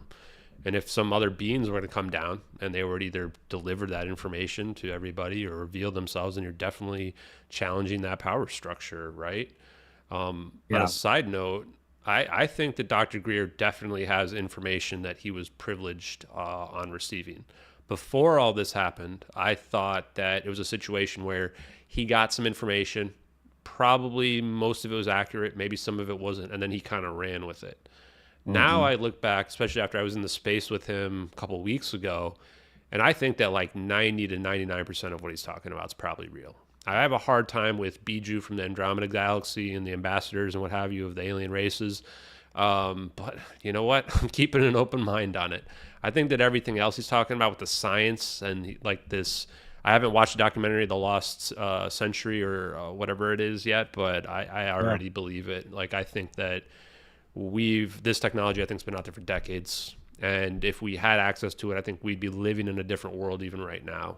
And yeah, I think it all probably goes back to what you're talking about, is that it allows for the elites, if you want to consider them that, to maintain their power, And even just between some of the conversations that we've been having even as of today, like you see that same implication, right? I don't want to talk about it on stream, but You know, if some of this stuff is real, it's like, man, you just kind of get brought in. And if you're somebody who's open-minded enough to believe this technology is real, it's a whole new world for you, you know? And the last thing I would say is, when I was looking at the MH370 stuff, one weird connection that came up was the 1MDB scandal from 2015, where I'm going to butcher the prime minister's name. It's the one after Mahathir, and actually before Mahathir. Najib, I think is what it is. They found this bank account where he had $700 million in this bank account. Even my dad knew about it, because my dad worked in Singapore, and he had his own business, and he had a consult. One of his, I think I'm okay to talk about this. He's retired now. He had a contract where it was with the bank, and it was like he did disaster recovery planning. And so this is one of these emergency scenarios where, like, we found this money. What the hell do we do? Like, how do we like reveal this to people, right? And he was like brought in to discuss it. And I was digging into the case because the M1MDB, because I kind of knew just from when the news was going on.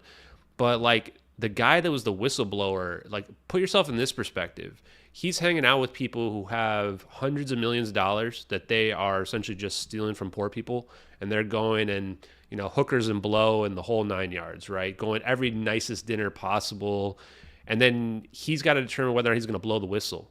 And when he blows the whistle, they take everything from him. He thinks he's safe in Thailand because it's next to Malaysia and it's a different country. Nope, he gets arrested. The elites they don't care about borders. It's like the Batman movie, borders don't stop them.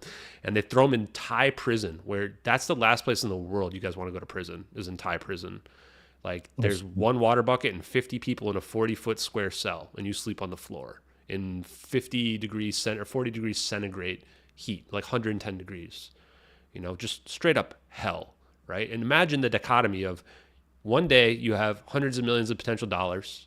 The next day you are literally broke in a cell and living in a cell for 3 years. You know, like, man, that just goes to show, you know, how certain people live. And we don't even see a lot of that in America, but I lived in Singapore. I went to Malaysia. Like, Singapore compared to Malaysia is like United States compared to Mexico. Yeah. And it's just straight up corrupt when you go there. We drove to Penang one year, I remember, which is actually where we're talking about the plane flying to. And just to give you a quick side story on this, and we can go back to the other stuff, is that when we were driving up there, the first thing that happened, the cops pulled us over, and they just shook my dad down for like whatever money he had in his wallet. That was like the very first thing. We were on this like 8-hour drive. They pull us over, like, there's like kind of a language barrier, and they're like just pointing at his wallet, and just he gives them like all the money in his wallet, like, I don't know, $100 or something like that, and then they just let us on our way. And then we get to Penang, and like, the first hotel we stayed at, I'll never forget this. I've never been in a building where I was more scared in my life. It was tilted. I was afraid to go up in the elevator. And we get to the room, and it's like, you get in the room and it's like slanted, and you're like, feel like you're going to go out the balcony and fly off the edge. And I'm like, I'm not staying in this building. Like, I'm just not staying in this building. We're going somewhere else. So just a little side story for you. Go ahead. Dude, that's crazy. I mean, that is nuts. You have pyramids pulled up here, by the way. Oh yeah. I was just showing it because we're going about ancient history and what have you. Yeah, you're right. I want to talk about that for a minute. Oh, you want to talk about, okay, let's bring it back. Yeah, I do want to talk about this because, you know, Ashton, on our podcast the other night, we talked about Robert Schoch. Now, there are probably a lot of people here that don't know who Robert Schoch is. Robert Schoch is a professor at Boston University. Robert Schoch is alongside Graham Hancock, even though I think Robert Schoch probably does a little more deep dives in the ancient civilization theory, as far as, you know. For example, I told you on the podcast the other night, when Robert Schoch and his team goes to Egypt to look at the pyramids, they closed down the pyramids for his team, for his people. And, you know, we got invited, by the way, this past summer, and they said, hey, do you want to come to Egypt and the pyramids with us? And we were like, yeah, we want to do it. And then something happened at the very end. We could not go. It was so bad. But they closed down the pyramids. Robert Schoch is one of those people. He actually has a book, which I will get right here.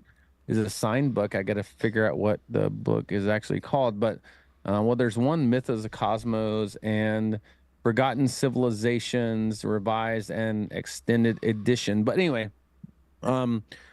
his theory on this is even the Sphinx, right? For example, was actually not a Sphinx. It was actually a female rather than a male lion. And he thinks it was because water erosion, whatever. Yep. But also the thought process on how did these pyramids get built? What was the power structure behind these things? So you could go biblical and say that, hey, maybe it's Nephilim, these giants that actually picked up rocks, these 35-foot giants. I mean, that sounds crazy, but biblical terms, you can kind of take that for example. But then you could go the other example and say, well, these were advanced civilizations far beyond probably even what we are today. I mean, how many times do you see pyramids being built today? How many times? And if you look at our very mediocre way of building structures today, we have cranes, we have a lot of weird construction techniques. We have a lot of this stuff, but you look back at the pyramids, man. And not only did the pyramids were built with massive, we're talking about some of these, I guess a lot of this was granite rocks that were probably the size of 10 to 20 houses in length. These things were put in place, and not only were they put in place in specific ways, but they were also aligned with certain astrological what do you call astrological structures in the sky? Yeah, cosmology, and all that. Cosmology, yeah, and all this stuff. What was the question is like, how old are the pyramids? I mean, and beyond the pyramids, I think the pyramids are probably older than we realize, but I also think that the Earth also goes through recycling, right? I think we have probably been recycled 3 or 4, 5, 6, 7 times. We know the Earth's probably at least multi-million or billions of years old. How many civilizations were around, and how long were they around for that structure? And why did they recycle? What happened in the end? Did we destroy ourselves at the end of this, either with our technology, or just our technology to be able to destroy ourselves? And what's your thoughts on this, Ashton? Like, have you ever thought about this, especially in terms of MH370? Let's just go there. Just the technology we have, looking at the ability to potentially, you say, I believe these orbs are a product of our reverse engineering. So this is the first step, being able to disappear an airplane. So what is the next step? What if they can disappear an entire planet or civilization because they get pissed off? This is human nature. Human nature is a very bad thing in a lot, in more ways than one. Typically, if you look at human nature, we do not have a kind heart overall. So how would you do you think that potentially our advancements in civilization could have destroyed us in our past civilizations, if you believe in past civilizations? 100%. And this is something that I've only been broaching.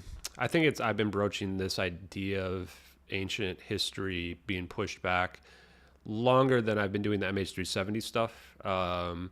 And when I watched Ancient Apocalypse with Graham Hancock, I mean, I found a lot of that stuff very compelling, because despite the nature and the name of the show, he's really just doing anthropology and archaeology, right? And he's doing stuff where, like, I like when people actually go out and do the work, do the science, right? And he's doing it, not just sitting there, talking about, oh, blah, blah, blah, this is what the academics say. No, he's actually going there and doing it, right? And I look at structures like the pyramids, and I was actually on with Jimmy Corsetti. He's somebody as well who I appreciate, because he throws ideas out there that people, it goes against the grain. I like people like that try to challenge the status quo, right? And I think he's one of the first influencer proponents of the idea that the pyramid's not a tomb, which when you look at the structure of it, it seems obvious it's not a tomb.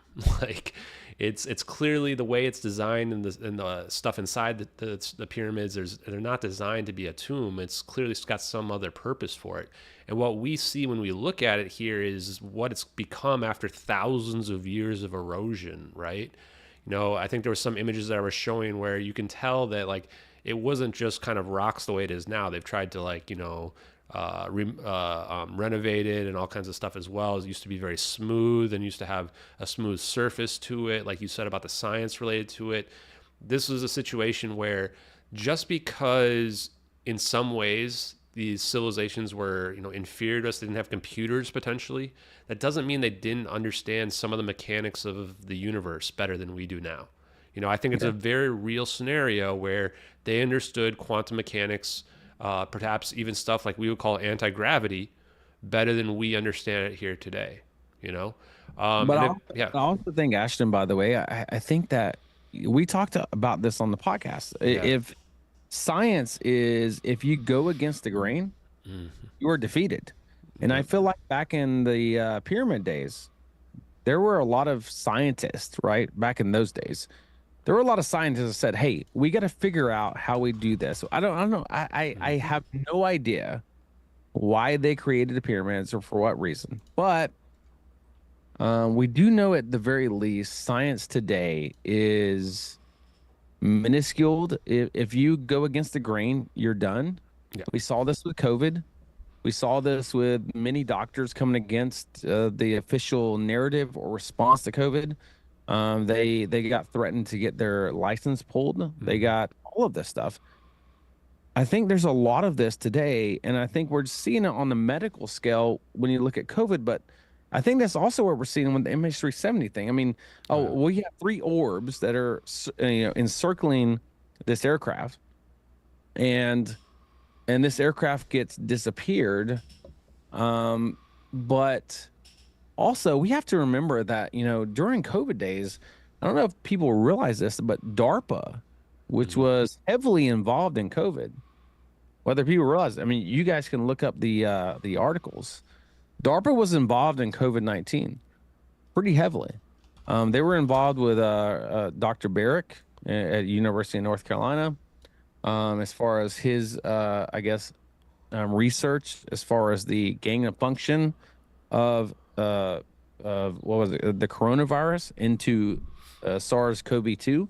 Yeah, we gotta be careful just because we're on YouTube. But yeah, I get it. You know where the line is. No, I get it. Yeah, I get that. But anyway, so you can look at those things and you can see that anyone that kind of pushed back on that, right? Yeah. Anyone that pushed back on that, they were ridiculed. They had been threatened to have their medical license taken, and this is no different, by the way, than what we're talking about today. We're talking about, if you push back on the physics aspect of what is possible and what is not, if you push back on the civilization theory as far as how old we are as civilization, all of these things you will get pushback. And by the way, I'm even talking about Robert Schoch, which is a Boston University professor. Yep. He is one of the most cited archaeologists, geologists, and ancient civilization experts. He is also one of those people that get pushed back. And he's got ridiculed in his own university, in Boston University. And I think what we're seeing here is that we are in I guess, to your point just a second ago, we got to be careful because we are on YouTube. And you're right. You are 100% correct. They have to control information, because if they do not control information, then they lose the narrative. Because otherwise, you want the truth, right? Like, is that not what society wants? Like, society wants the truth. Humanity wants the truth. And if you don't want the truth, then you want a narrative. And so what is it? Is it the truth you want, or is it a narrative and an agenda? And I think what we're seeing here is that we want a narrative and the agenda rather than truth. Yeah. And yeah, what I would say is this is not medical advice. And somebody said in the chat that the COVID-19 vaccine is safe and effective and works against minimizing the spread of COVID-19. Just want to make sure the YouTube censors got that. Absolutely. And I think we've seen it too with Scott Jensen. He's a former senator and a doctor. And he came out, and just for the crime of investigating how many people were being labeled as COVID deaths, he got attacked. They tried to take his license away. I was looking into him, and I think that they tried like 6 different times to take his license away because he was simply auditing the deaths and looking at the death certificates. And we're not going to get too much into that, but it goes to show you that anybody who threatens the narratives that are out there, or the status quo, just gets straight up attacked by people. And I don't think those people even have to be paid or anything like that. They are just doing it because they're being told by the TV and being told by their authorities that that is misinformation, this is harming people, etc. Now going back to some of the other stuff like DARPA, you know, what I'll say is that I'm like 100% sure there's even unclassified papers out there, declassified papers that are into a lot of esoteric stuff. We know that like the CIA was investigating stuff like remote viewing, psychic stuff. I've been making fun of Jack Sarfati, but I know for a fact that he was part of the CIA and he was, you know, investigating a lot of that stuff. So they take it seriously. They take a lot of that stuff seriously, and then they will go ahead and crap on it when people outside the, you know, that are not under their realm of sphere of control bring those types of theories forward. That's the thing that's kind of scary, is that they're out there doing expensive research into all this stuff. And then if anybody else says it, then they'll just go and crap on them like it's not real. Like, perfect example of the MH370 stuff is like, I had reached out to Jack Sarfati about teleportation and to try to learn from him how it'll work. And, you know, he was pretty rude and dismissive of me, and I was kind of rude back. I'll just be honest. Jack, if you're out there, you know, we can make amends. But then like just a week ago or 2 weeks ago, someone's linking to me his stuff and he's talking about teleportation's real. I'm like, what? I'm like, why are you crapping on me? I'm sitting here showing videos of teleportation. You can't, why would you not be aligned with me on that? And it's because, you know, they have to, it kind of goes back to that infighting. They're willing to have one face and where they know this stuff's real, but on the other side, on the public side, just go ahead and lie about it so they can maintain that control that's out there. Now, two last things real quick are, I was just looking at this picture of the pyramid. This is not a tomb. Like, looking at this, like, the passageways are angled. Like, if this is a tomb, you're going to have, like, a straight-up passage. You're going to have rooms, right? Like, you would imagine you would have rooms. Like, it makes sense for someone to walk into. When you look at this has like geometric and clear purpose. Whether or not we understand what that purpose is, it's something beyond just burying people, right? That's not what's going on in this pyramid here. And then lastly, what I would say is, to your point about reset theory, absolutely. In the back of my mind, that's what I keep going back to. Is this, ever since I discovered JFK's moon speech, where he talks about you know, taking human civilization and crunching it down to 50 years from the 50,000 years. And he just starts by saying, for the first 40 of those years, so the first 40,000 years, we know nothing about our history, except for that at the end of it, you know, 10,000 years ago, man had learned how to hunt animals and use their skins as clothes. Like, that's how far back, 10,000 years is basically how far back we can look back at our history. And look at how advanced and evolved we are as just human beings. It's like, there should be way more history. Like, if I were to look at our civilization from the outside and just guess how long human civilization's been out here, I'm going to guess like over 100,000 years or more, right? And yet all we know is 10,000 years. So from that perspective, and to your point earlier, we know that like stuff erodes over time, even the pyramids. And I think they're probably older than what they say they are as well. Just really hard for me to believe that they're only a few thousand years old. And I agree with the Sphinx thing as well, where like potentially it was like had a different face on it and it was carved out, and the water erosion around it as well doesn't really make a lot of sense considering it's in the middle of a desert. So that's the thing that I think scares me. If you, just to wrap it up, you know, you take the stuff like Tucker Carlson's been saying about this idea of, you know, what he knows and what he's been told is dark, it's scary, right? One of those possibilities is, well, what if we're in a prison planet and they're just going to reset us whenever they want? Whenever we get a little too smart, a little too big for our britches, right? Because your point, this technology of teleporting a plane, I think anybody who thinks about it logically, it's like, what else can you do with that technology? What else can you do when you see 3 orbs that are breaking the Schwinger limit, as Jeremy Reese was just saying earlier today on the stream? And it can create basically infinite energy, or if we can even just suck the energy from the vacuum state of space-time, like this is free energy. You're like, okay, well now I can start to blow up the whole planet pretty easily. All I have to do is scale this up a little bit. And yeah, so I think that, like Dr. Greer says, that the reason why he doesn't think that the non-human intelligence are malevolent is because he says they could just destroy us anytime they want. So absolutely. Yeah. Okay, well, I will say this. I didn't want to go here, but we're gonna go here. Yeah, we're going there. No, this is way safer than COVID-19. So okay, good. that's what's funny. I like my YouTube channel for now. I don't want to have to switch over to Rumble just yet. Yeah, we don't want to murder you on YouTube yet. By the way, speaking of which, before we get into that, I will say that Spotify is so good at free speech. and I want to give them credit because we've been with Spotify for 5 years. And by the way, I think Joe Rogan going there and getting a contract probably helps that, because they can't like censor other people and also let Joe Rogan say whatever he wants to at the same time. So but I will say, Spotify is not a U.S. company, so they don't have to, as of now, abide by the same BS that the United States abides by, or what they want to push on U.S. companies. But what I will say, to your point here, is with the whole spiritual realm, Tucker Carlson, all of this. Now, we don't have to go religious, but we can go a little bit in the realm of what happens when we die.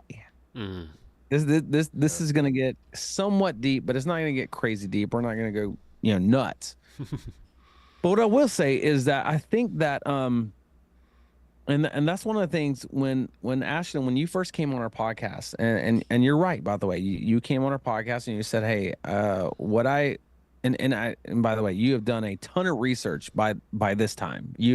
When you came on our podcast, it was not like you had not done research. You had been heavily invested in this before.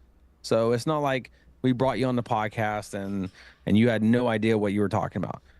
There were listeners of ours that said, hey, can you bring Ashton on your podcast? Because he is saying some stuff about MH370 that I think makes sense. And some of these people, by the way, that reached out to us, we respected, because they had reached out to us on other topics that they were usually right about. And by the way, some of these people, which I think I reached out to Ashton before about these people, some of these people were in the government.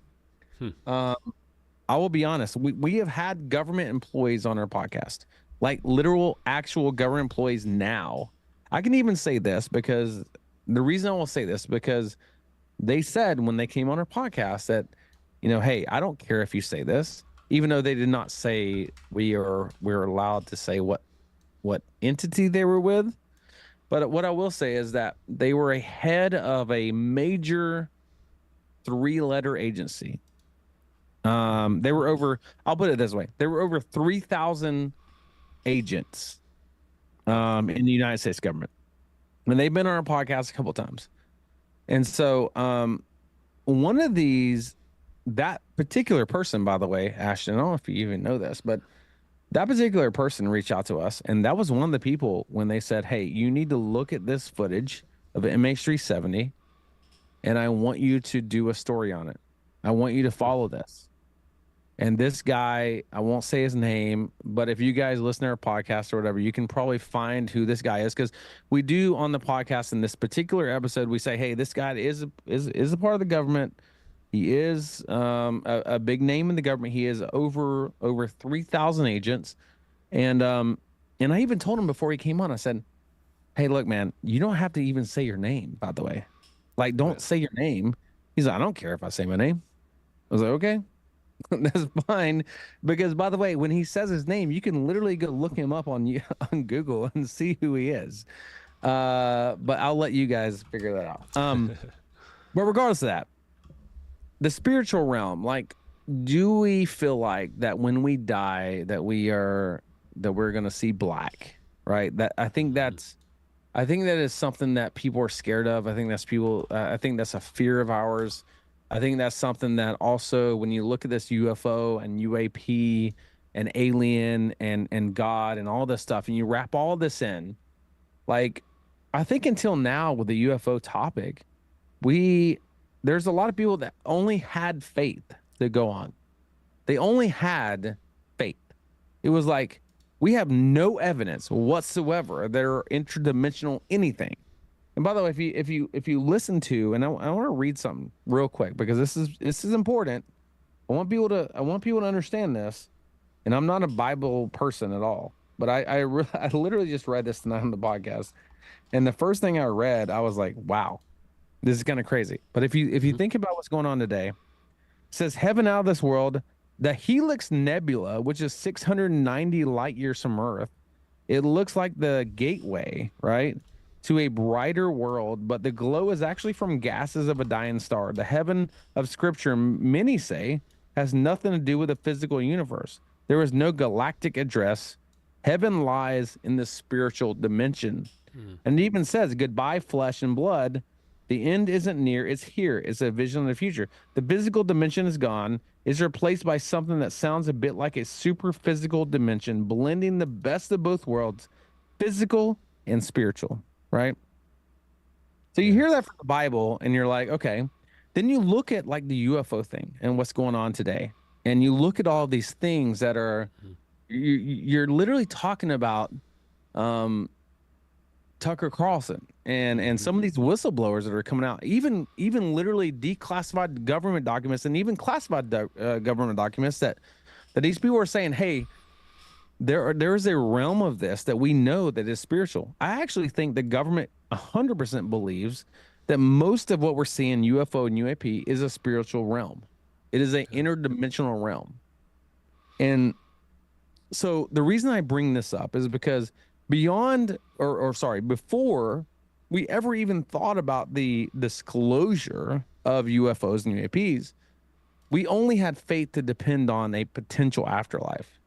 Now we are starting to see a little bit of evidence of a potential other side, right? Of a potential realm outside of what we know that exists in our 3D dimensional realm.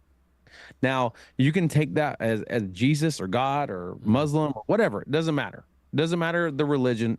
We're literally only talking about the physics or spiritual aspects of this.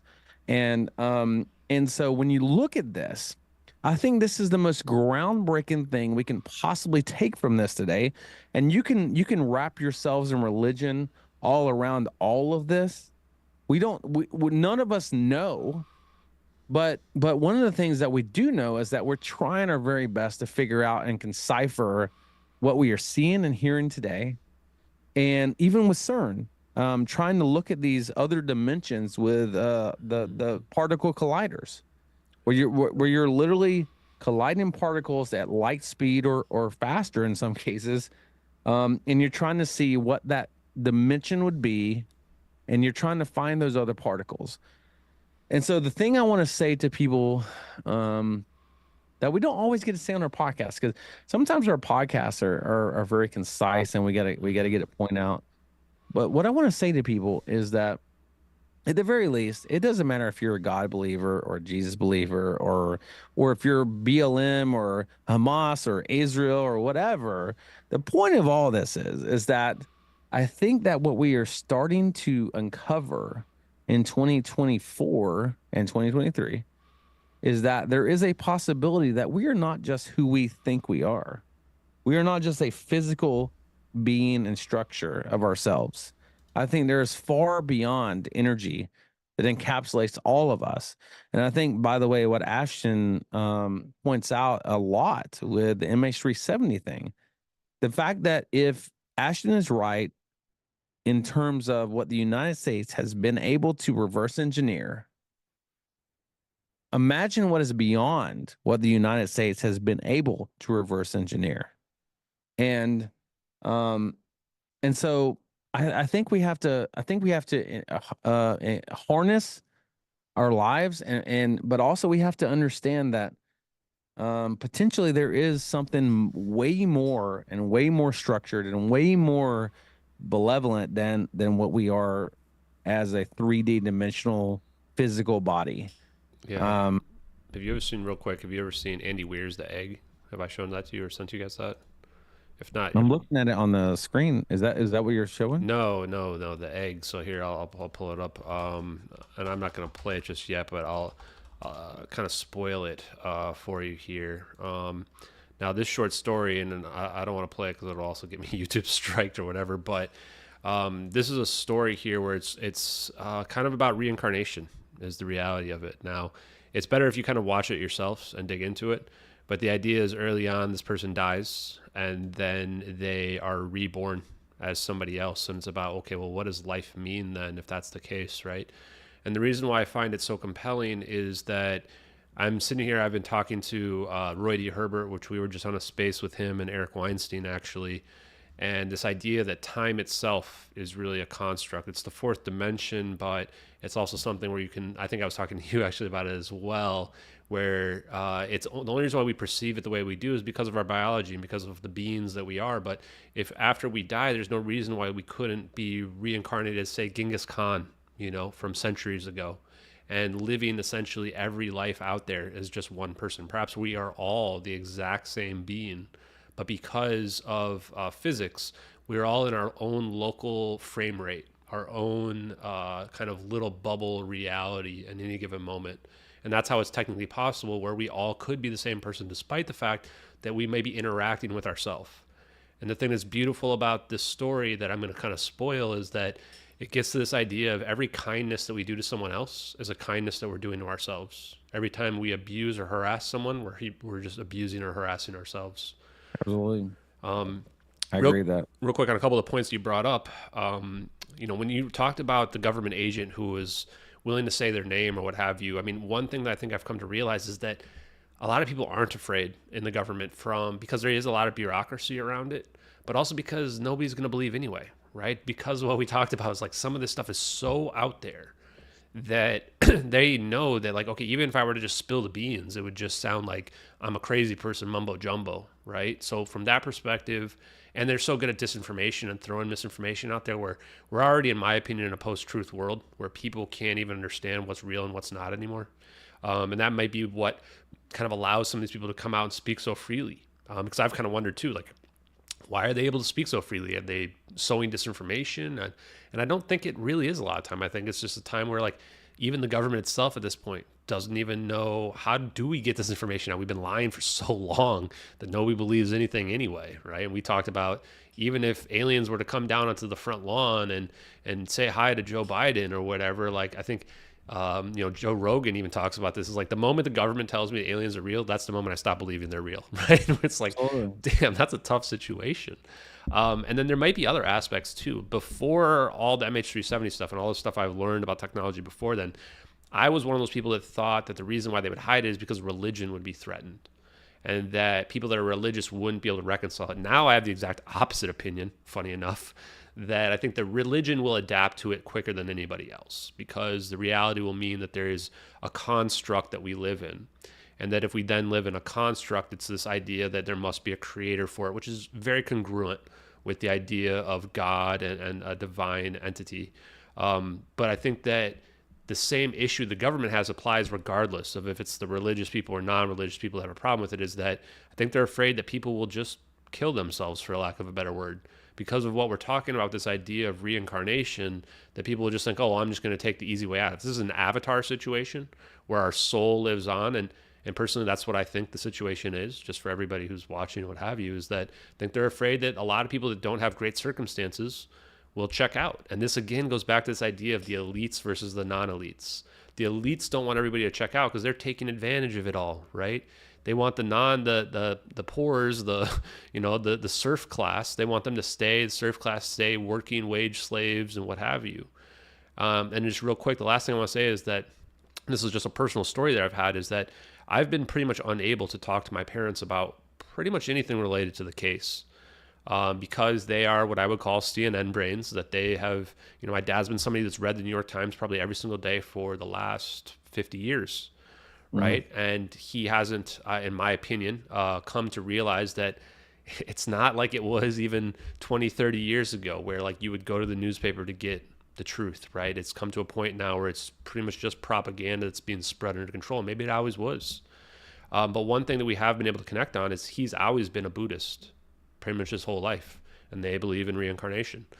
And recently we sat down and I was like, hey, Dad, I want to talk to you about, what do you think happens when you die? And, he told me, well, I'm a Buddhist, blah, blah, blah. I would believe in reincarnation. I said, so do I, and I kind of told him, and I could just tell from the look in his face that he was kind of surprised by what I was telling him. And it was funny because I told him, like, I think we've arrived at the same end conclusion, but from different perspectives. Like, he came at it from this conclusion of, like, he just always felt connected to it, especially when he was even younger in his 20s. And he would travel the world and stuff like that. And for me, it's like, I came at it from looking in the science of it. Like, I look at the science and I go, the logical conclusion is that our body is a capsule that's holding our soul. and perhaps why that's what this is all about. Go ahead. Absolutely. No, I agree. No, I agree with everything. Literally everything you're saying. I mean, we said this on the podcast the other day. We said, you know, our parents, when you try to talk to them about what's going on today, they just cannot fathom it. There's no way. They cannot grasp what is going on. I mean, my mom, if I call her at 5:45, she's like, hey, I got 15 minutes before World News Tonight or whatever it is comes on. And that is her worldview.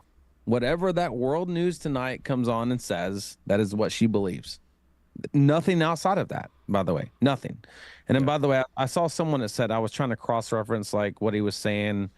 Who was this guy that was on our podcast we're talking about? I will say that the episode where we had the guy on that is the government employee is the Israel war with Palestine and Hamas, World War III breakdown with Rashid, Rasheed. So you guys can go check out what he says there. But I actually want to bring on Rashid to a deeper episode because me and Rashid talked before this episode. Actually, me and Rashid talked for probably an hour and a half. Now Rashid is in his position. He's in a high up position, but he was in my opinion, I guess, in weird other positions before the position he has now. So he was in positions in the military, like high up military, almost psyop type stuff, before he got in the position he is in now. And so when we started talking about the virus, right? We won't go into that, but when we started talking about that, and we were talking on a personal level, he was talking about the psyop aspect, right? Of he was like, man, you know, that whole realm, that whole 3 years it was like everything I had ever learned or knew. It was like I ripped out a page from our book that we were trained on. And so when he got kind of deep into that, I was like, wow. And although we were not talking about that with our podcast that we brought him on for, I do want to bring him on in that capacity. I don't know that he can do that right in this position necessarily, but it is very interesting. I think we're living in a world today that people are looking desperately for answers, right? I mean, people are desperate for answers to try to figure out what in the hell is going on. I think we're all I think if anything, as much as we are divided, we are united in realizing that something is not right. Like there is a lot of things that are not right about the world right now. And I think if I had a microphone to the entire world, if I had one microphone to the entire world, and by the way, our podcast over 5 years, we are so blessed to be able to reach as many people as we do, and I'm so thankful for that. I literally wake up every single day. I wake up to that is my purpose, and I've never known my purpose. I used to feel like my purpose, which I still do marketing, I still do stuff like that, but I was always chasing money, right? I was chasing money, a way to survive. But I'm telling you guys that are listening right now, when you find your purpose, then nothing else matters. And when you find your purpose, money will come. If it's meant to come, it'll come. But it'll support you. Your purpose will support you if you're passionate. I guess if you're passionate enough about it, your support will come. And our podcast is our passion. It is our purpose. And I'm just saying that I think now people like you, Ashton, people like podcasts like Joe Rogan or whoever, people that are really speaking the truth, no matter who it is, I think those people are the most instrumental people in society and in our future today. Because when they take that away, because that is my biggest fear, by the way. For those that want to listen, like, what is my biggest fear in my life every single day? Take my microphone away. Like, take my ability to speak the truth, or at least speak my opinion to people to verify it for themselves. That is my biggest fear. And and I think they're desperately trying to do that right now. And if you guys can imagine a world right now to where, as bad as it is right now, take away everything that is against their narrative. Take away Ashton, take away me, take away Joe Rogan, take away all these people, and all you hear is the government's message. Think about how your world would be. Think about how depressed you might be right now, even given all of the propaganda that is being spit in our face on a daily basis. But then take away every dissenting voice from that as well. Think about how depressed you would be, because you're in North Korea. I mean, we're close to that, by the way. I feel like we're close to North Korea. I mean, I don't know how far out we are from that, but I just feel like we're not as far as you think. Yeah. And that's a very scary thing. And so Ashton, with your MH370 thing, look, people can say MH370 and the videos and the satellite videos or there's going to be people that say, well, that's BS. And there's going to be people that say that, hey, I believe this. But at the very least, I know that Ashton 100% believes us. And by the way, based on people that we've talked to, and even the guy I literally just talked about, the government employee that said, he was one of the guys that said, check out Ashton, check out his videos. You need to cover this. Now, I don't know what that means, by the way, Ashton. I have no idea. I think I've kind of told you about this, but yeah, I don't know what that means. I don't know if he knows something that we don't know. He would probably never say it. I don't know. But take away all of that. What do you have left? What do you have left?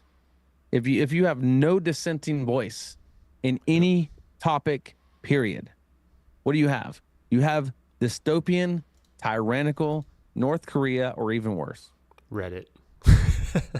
No, that's you have Reddit. You have Reddit mods. You get Reddit. Yeah, Reddit mods. Yeah, and there's another topic that I'm afraid to talk about on the podcast. But what I'll say is that I took a chance and I made a comment on the news subreddit on a particular thing related to the date of yesterday, about somebody who died on that day. And not only did I just get downvoted, and it was just basically saying that we should not glorify death or people that are killed.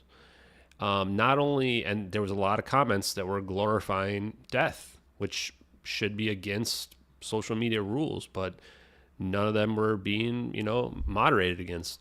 Not only did I get moderated, I got permanently banned from one single message on this particular subreddit about news.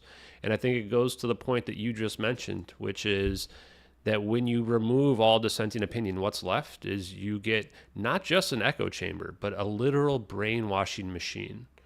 And it leads these people that live their lives from those particular social media platforms to not realize what normal people think and what they believe and what have you. And if you think about some of the podcasts that I've been on that were very hostile, that's what I call the Reddit brain, where they don't even know what real people believe. They think that they're going to look like heroes for trying to chop me down or whatever, right? And then they find out that real people are looking at them going, why are you such a douche? How could you possibly be so closed-minded and stuff like that, right?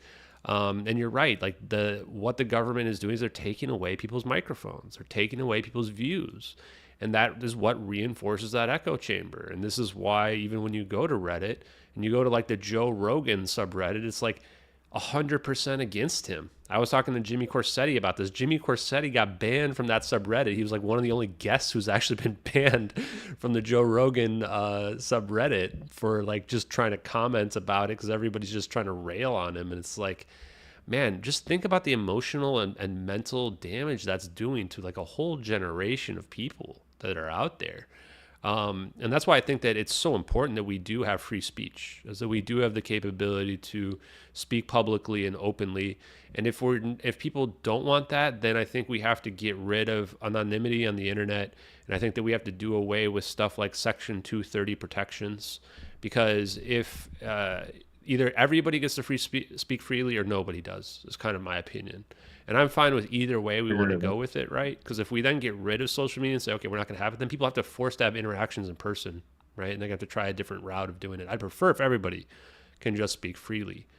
But yeah, so I 100% agree. I think that that's what's been going on, especially in the last few years. This is what I personally don't think my political opinions have changed at all. I think that I'm still the same person politically that I always was. I've always believed that your rights end where mine begin. And that I think that's something that if everybody were to live by those rules, it establishes pretty clear guidelines for what is against the law and what isn't against the law in the United States of America. I think that we have this Overton window where the politics has just shifted. And it's shifted because of what you just mentioned, is that only certain views are tolerated and there isn't anymore this idea of equal justice. The last story that I'll bring up here is related to somebody that I have come to find to be, I mean, not like necessarily like my best friend, but somebody that I've come to respect, which is Jake Chansley. He's been vilified in the media. He went to prison. Insurrectionist. He went to prison. And, I told somebody at a dinner the other night, I'm not going to say who it was or anything like that, oh, I know that guy. Like, I've been hanging out with him. It turns out he's not at all what the media tried to make him out to be. He's like the nicest guy I've ever met. I could never imagine this guy ever hurting anybody ever. He's way nicer than I am even. And they were like, I wish he would stay in prison. And I'm like, man, this is like even people that are really smart, really intelligent people, well-read people that have highly educated. Everybody's susceptible to the propaganda and the brainwashing and that kind of idea of if you remove people's microphones, then people start to cohere towards these peer-reviewed, approved beliefs. And I just kind of said, I didn't want to harp on it too much, but I said, I think if you were to listen and talk to the guy, you might be surprised at what he really believes. He's running as an independent. He's not raising money. He wants term limits on people in Congress. It's like, I think you'd find you might have a lot in common with him at the end of the day. Now, yes, does he consider himself a shaman and have a lot of spiritualistic beliefs? Sure, but that's not anything that makes somebody a bad person, So, just some thoughts. I feel like that Chansley is I feel like they made him out to be a subjective insurrectionist, right? I mean, this is what they wanted to do. They wanted to use this image and what he stood for, even though he didn't stand for that, but that's what they wanted to use him for. And listen, I mean, the reality of this is like J6, we won't go too deep into this, but there were a lot of people in 2020 that felt like that there was a lot of weird stuff that happened, right? At the very least. And what happened with J6 and all that stuff, I do feel like I just watched, by the way, did you watch the Alex Jones oh my God, live feed debate last night? Did you watch any of that with the I saw a clip brothers? Was not the one with Destiny? Was that a different one? Yeah, and that one. Yeah, no, it's the same one. Yeah. I didn't watch it all, but he's another person that we're really broaching the line. Oh, it's gonna get me canceled here today, but no, he's another person too. Where when I went on his show, I had a lot of people, even in my own Discord, saying, "Don't talk to this guy," right? Because of the stuff around the lawsuit that he had happened, right, and the Sandy Hook stuff, and even myself, like coming from where I used to be, I'm like, oh, do I really want to go there with this? But this isn't the kind of case where you can really pick and choose who you go talk to, right? It turned out we had one of the best interviews of any of them with him, right? Yeah. He even said that this was one of the most mind-blowing interviews he had ever had. I'm going, wow. Well, this is the same guy? Yeah. Oh my God, I'm literally just thinking about this. This was the same dude. Yeah. So he was the guy on Alex Jones last night, live, the debate. Was this the same dude? Oh, no. So you mean Destiny, or who are we talking about? Okay. Yeah, because Alex Jones debated Destiny, I think, yesterday. Okay. Yeah. And it was about a lot of the topics that we were just talking about. Okay, yeah. And stuff like that. And I think that's where that whole thread that I was reading or whatever came from related to that. But isn't it interesting that, like, okay, so, but you agreed with this guy on your topic, right? I mean, Alex Jones? No, Destiny. No, Destiny I've never talked to. So a little side story though. Destiny and I used to play StarCraft against each other like 20 years ago. And that's how he ended up getting big. He was one of the first like video game streamers. And now obviously he's morphed into a whole like personality and what have you related to it. But he was known as like people hated him because he was super toxic. But now I'll tell you the truth is I was pretty toxic back then too. So we would have like, little arguments in the chat. I don't know if he would even remember a lot of this, but maybe if I told him my handle name, he might remember. And I, I'd never got into all that streaming stuff like that. So that's kind of the different perspectives. And I don't think I would agree with him on very much, honestly, anymore, which is interesting because I used to think that I was left of where he was at from a political perspective.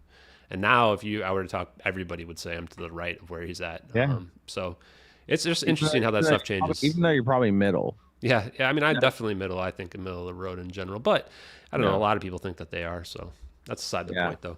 No, I agree with that. But yeah, I guess I'm not gonna stay on here too long. We had a podcast tonight. I just want to point out that I'm very proud of you, Ashton. And we've said this on the podcast before. We brought you on. I think you've done an amazing job.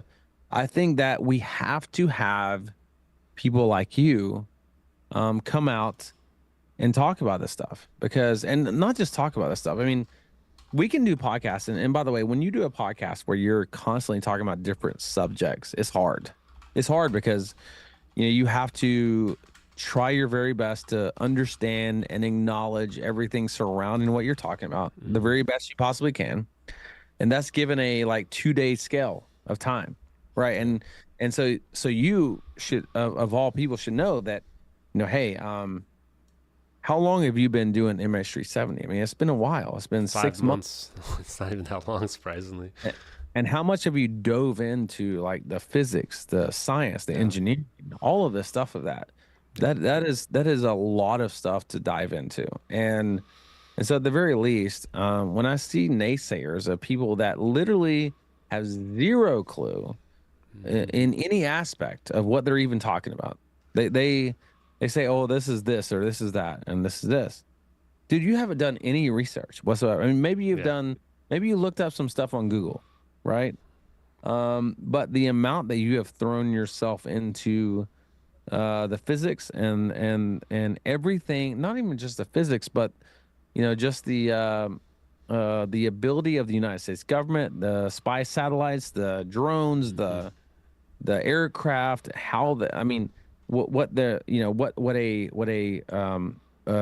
I guess you can say a HUD would look like as far as a drone, how this whole thing works. Nobody does that. I mean, and the people that do that can understand on a deeper level more so than other people. And so you're obviously going to get people that say, well, this is crazy. It's ridiculous. Yeah. And I watched your Tim Pool interview, which, by the way, I'm not going to say anything bad about Tim Pool. I actually think he was very respectful. Yeah.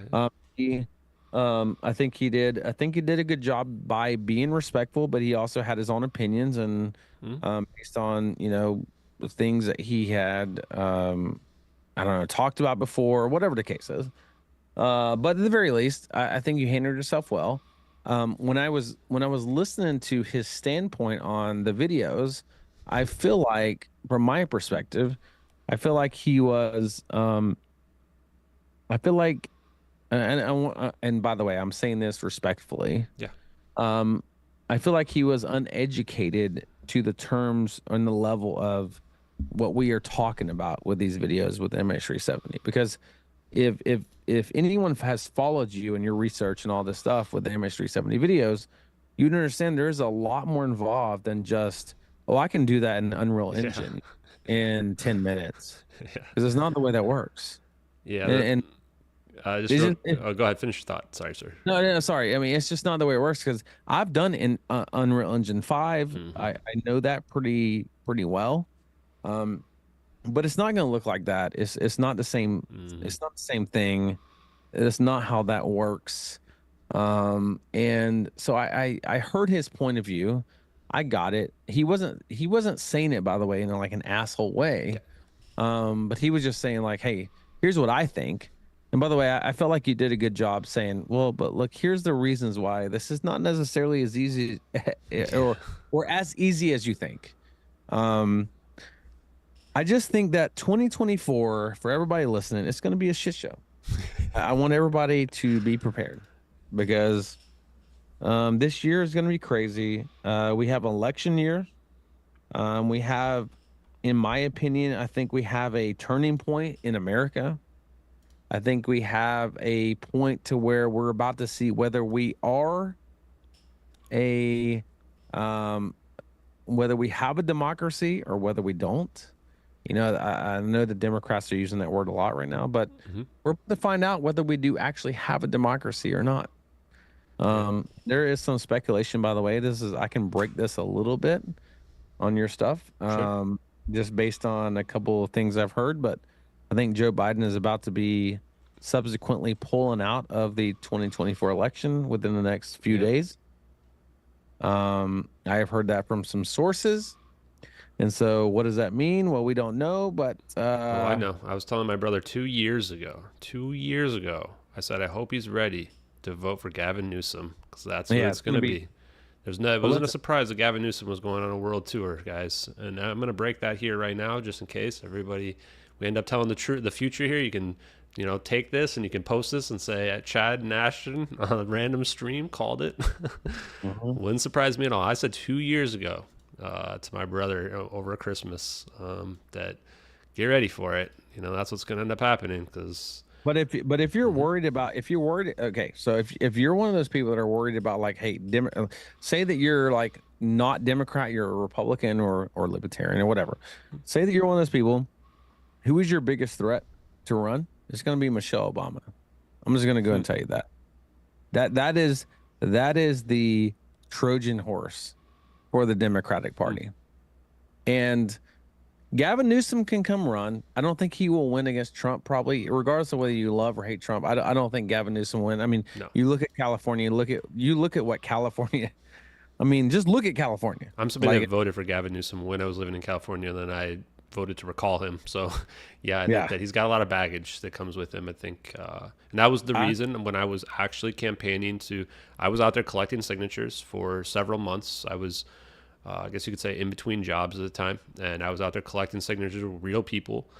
And I said, the reason why we're doing this is because Gavin Newsom's going to try to run for president. And I want there to be a blemish when he tries, because of all the stuff that he was doing to the state at the time.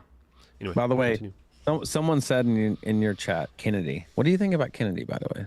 Yeah, I like RFK a lot, honestly. I do too. I would vote for him for sure. I think that the reality is the Democrats are never going to let him be the guy, just like they didn't let Bernie be the guy, back however many, almost 8 years ago now, because it's a selection process, right? And because he's outspoken and says what he wants to say, and because of his stance on COVID and the shots, et cetera, I think there's no chance they'll let him be the guy.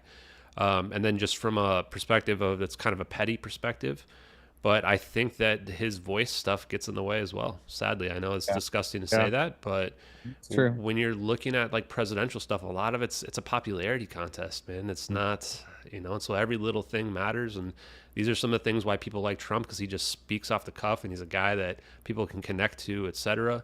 With RFK, he's like, he kind of stutters a little bit, and this is, as much as it sucks to say it, it ends up being a strike against him, but everything he says is, in my opinion, on the money. Yeah. And even Vivek, I mean, I think, I really like Vivek. But I don't think they're going to let him be the nominee either. I mean, you could probably see a Trump Vivek ticket, but I see a Trump Carlson ticket personally. But real quick, what I want to say is a point before I forget. You were talking about, because this is a really important one about the case, is that a lot of the people that I go on and I talk to on their podcast, they don't do their homework at all, right? And that's why they get to what you just mentioned, where they say, "Oh, I could have create that in an hour in the Unreal Engine," which of course Tim Pool cannot do that, right? Not even close. And you look at the requirements and the evidence. This is why I ended up on that podcast talking through the requirements, which I don't always talk through on every podcast. It just kind of depends on if people start to push back on that. I go, okay, are you sure? Because here's the list of stuff you'd have to know, right? Just to kind of push back on that. But like you go through and you look at all the case and the evidence, and this is why, like on the podcast I mentioned, like, well, why, if these things are fake, how come they tell the story of what happened to the plane better than any other story today by wide margin, use more evidence than anything else? And all you have to do, the only thing you have to do is throw out these Inmarsat pings. And if you throw out those Inmarsat pings, this is by far definitely what happened to the plane, right? And that's the difference between a cover-up and this narrative that's out there. But going back to the politics stuff, which I'm happy to talk about for a few minutes as well, is like my opinion of Vivek is there's something off about him. Right from the beginning, I felt like he's a little too produced, too polished. He's also kind of young. I mean, I love everything he's saying, right? Yeah, and this is just me from a perception perspective, right? It feels like he's also kind of been selected is the reality. That's what it feels like to me. Versus you look at somebody like Trump, and I'll be honest with everybody else, I'm not like a huge Trump supporter in any way, shape, or form. But he comes off as completely honest. He says what he thinks, right? When I look at Vivek, it's like I feel like everything he's saying is he's looking at a sheet that says, here's all the things I'm supposed to say, right? And somebody even caught him on the conspiracy Reddit I was looking at yesterday or 2 days ago. And they even caught him where back in, right after the January 6th event, he was saying how this is horrible, blah, blah, blah. And then yesterday he was saying something about, in completely opposite vein, right? Like how it was a detriment. It's like he's like kind of flowing with the wind, or, flip-flopping and blowing with the wind in that case. So that's my concern with him, is that I want to know if he's really genuine about everything he says. It just feels like he's just saying the right things, and okay, maybe that's fine. So that's just my opinion. Well, unpopular opinion. Sure. By the way, someone said in your chat, they said, let's see what they say. They said, well, there's one person that said MAGA 2024, but someone said Vivek, if elected, watch him change his tune ASAP. That's what I'm concerned about. Yeah. And by the way, I think that's also Nikki Haley. Nikki Haley, by the way, I don't know if anyone knows this, but isn't she WEF? Haley, she was our governor, where my wife Sherry and I live, where we host our podcast. She was our governor. Nikki Haley was our South Carolina governor. Didn't love her as governor, but I mean, I thought she was all right. But Trump came out and said, "Hey, by the way, just wait and see how fast she turns against you, like she did me." And that was a great comment because, Nikki Haley was, one of his girls in his administration. And as soon as everyone went against Trump, she turned against him. Here's unpopular opinion, though. And I'll just say this, and I'm not going to say it's a you banned or anything else, but I will say is that I don't think it matters who we're going to vote for in 2024. Yeah. I really don't think so. I think we are past that. I don't think it ever matters, in my opinion, man. And here's no, but I think it's beyond. I think it's beyond even what you're saying. I think it's beyond I think there is a massive system set up right now to where it does not matter at all whatsoever. Yeah. I think that they have a potential system that is in place that we don't have there is no. Look, I say this on the podcast, and this is just my opinion. Just facts. But I say that there will never be a pro-American Republican president in office ever again. So yeah, it doesn't. You can take it from what it's worth. Yeah, it doesn't surprise me. And since we're just throwing it out there, like I probably would vote for Trump in a heartbeat if he had fired Anthony Fauci. If he had done that, I think now looking back, I think that, in my opinion, as somebody just looking on the outside in, that was probably his biggest blunder, was not doing that. I think that he disenfranchised himself with a lot of people that are probably now on like the RFK bandwagon, just to be honest. I agree. And yeah, if he had done that, I think I'd be all in. But the reality is, my personal opinion is I think Trump's going to win no matter what. I think that he beats anybody out there just because one thing I learned from the Obama era real quick, I voted for Obama, I'll say, just out there. I did too, actually. Is that it's a lot about like what your momentum is, right? Like you've got this momentum if you can really like pull people. And when you see Trump's rallies, like it's like, wow, he pulls people. And that's something that I've always felt is a powerful aspect of politics, even in companies as well. Like I even think that existed with like Tesla, where the reason why I would tell people invest in Tesla in early mid 2010 was like people just want it to be successful, right? And when you want something to be successful, it ends up kind of like you said, like when you were talking about, if you say your truth and you follow it, you will be successful. It's that same kind of idea that's out there. And if you come out there and you lie and you're deceptive or whatever, people don't resonate with it. And I think that applies to all aspects of life. Yeah, it's weird. I think that most people, you know, and it goes back to this. Like, I think most people want aliens to come invade because of literally because of our choices we have. Like, most people are just saying, look how screwed up our government is. Like, if aliens come invade, like, what is the worst case scenario? like, I'm rooting for alien invasion, honestly, at this point. Exactly. Although I think it would be a big psyop, but yeah, I'm still rooting for it. You know, man, I wish those shadow aliens were real and they were invading. I'd be sitting there going, yes, shadow aliens, take over. Let's end this. But do you realize the psychological aspect of that, like the aliens thing? Do you realize that the psychological aspect, I really believe it's because of how screwed our actual people are. Like, people are looking for a savior of some kind. Like they're literally looking for, like, the Miami thing, which, by the way, we still don't know what the deal is 100% with the Miami thing. We don't. I mean, we had some Miami officers that listen to our podcast, and by the way, this guy, I can read the message to you if you want me to, but he sent us a message and said, hey, we have some guys that want to talk to you about the Miami thing. Yeah. And I have not got back. I've not heard back from that, but regardless, people are desperate. Like, isn't it sad when people are more desperate for aliens to come invade than they are our administration and our government?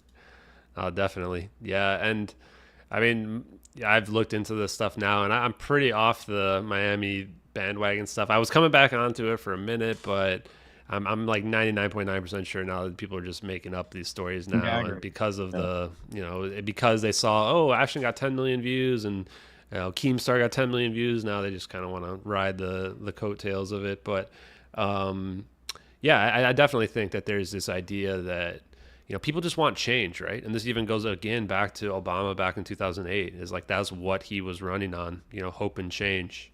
And this is why also I think that generally you find there's a flip back and forth between the parties on different election years. We go to Democrat, Republican, because everybody just wants change. And then I'm old enough to realize we never get change, right? And this is why I'm just kind of disenfranchised with the system in general, is that we always get a new person in there. They never have any significant change to the politics, to the government structure, or anything else related to it.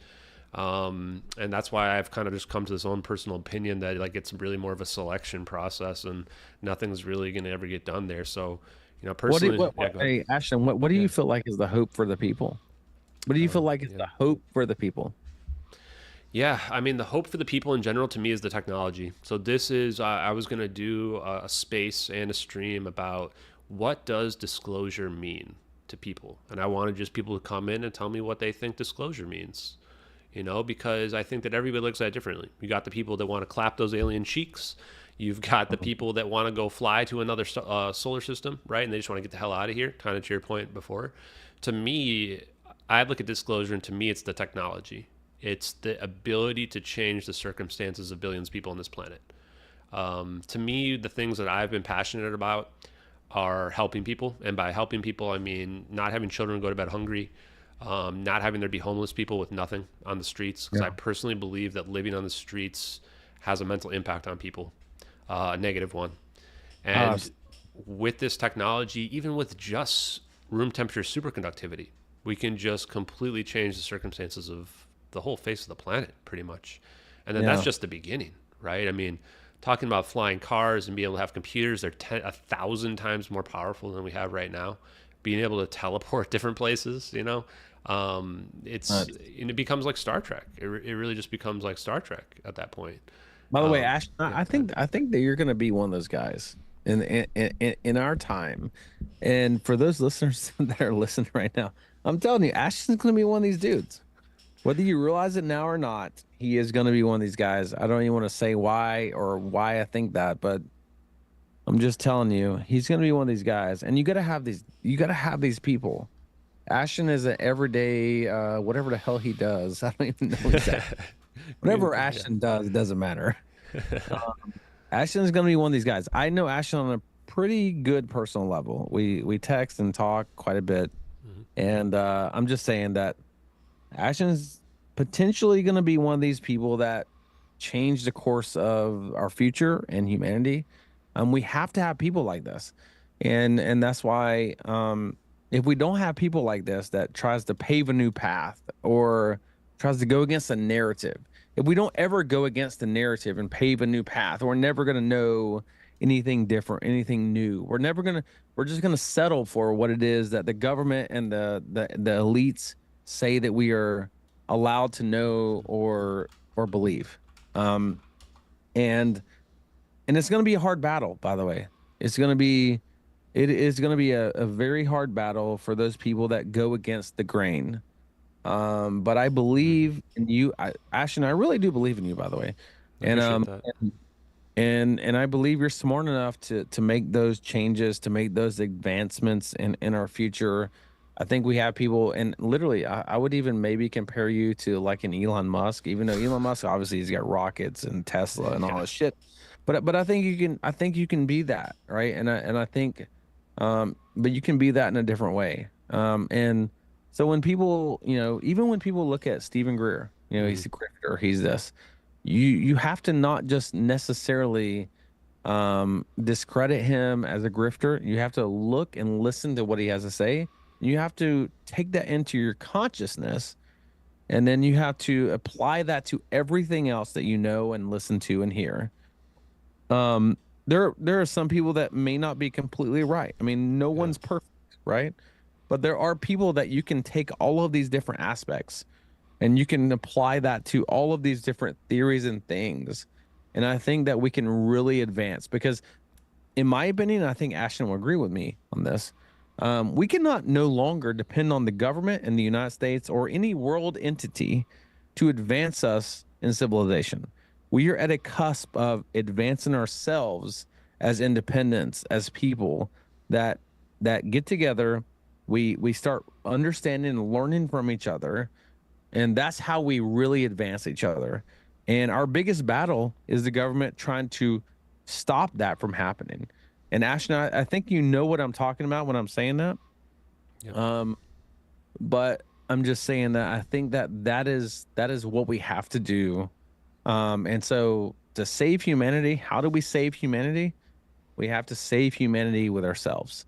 Yeah. We have to connect with each other, and we have to figure out ways. Like if government wants to lock off scientists from figuring out reverse engineering or this or that, they want to compartmentalize everything. Well, we have to open up all of that in our independent media, in our independent conversations, in our independent science. That's how we change the world. And I think that Ashton's MH370 thing, I think that is a huge first step. And I also think that's maybe why there's so much backlash. So I wanted to point that out. I think that one day people are going to look back on this and everything you're trying to learn and understand, even in our personal conversations, by the way. Mm-hmm. I think that's going to be huge. I think 10 years from now, 15 years from now, people don't necessarily understand it right now. And I think that maybe you will release some information that you have been learning in the background outside of the public realm. Mm-hmm. But I think that people are going to understand that, like, it is us that determines our future. It is not the government. It is not the powers that be. It is us who determines where we go from here. Because if we depend and only let the government tell us where we go nowhere. And I think if you look back, by the way, at history, it was the people that went against the grain that actually made the biggest changes and the biggest staples in our history and in our future now. Yeah. And I'm very proud of you. Thank you very much, sir. Thank you, Chad. I love you guys so much.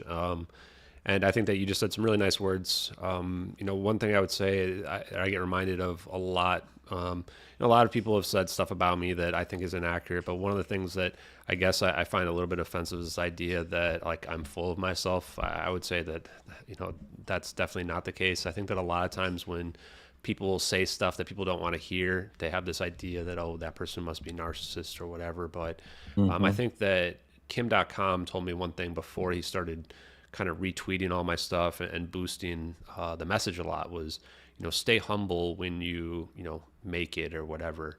And I told him I'm never going to change. There's nothing that's going to change me. Yeah, you can. I'm old enough at this point where, like, you know, who I am is pretty solidified.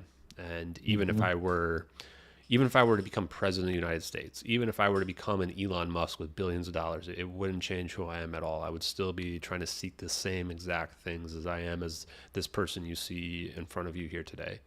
And this is why I started MH370X, is that it's about connecting people, just what you talked about.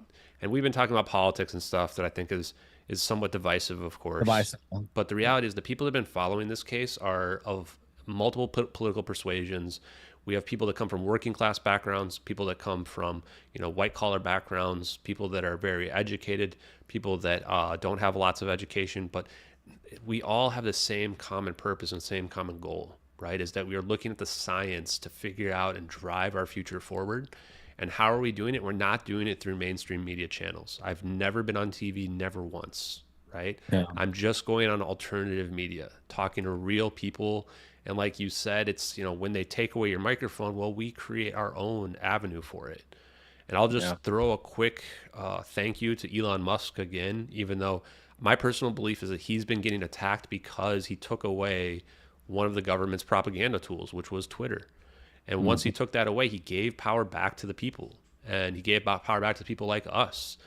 And, you know, I've been using that because I think that this is one of the last avenues that we really have free speech where we can hear real people. We don't always have to agree with everything everybody's saying, and we're going to see stuff that we don't like to hear that's out there, but that's what free speech is all about. It's not just all people you agree with all the time, right? Absolutely.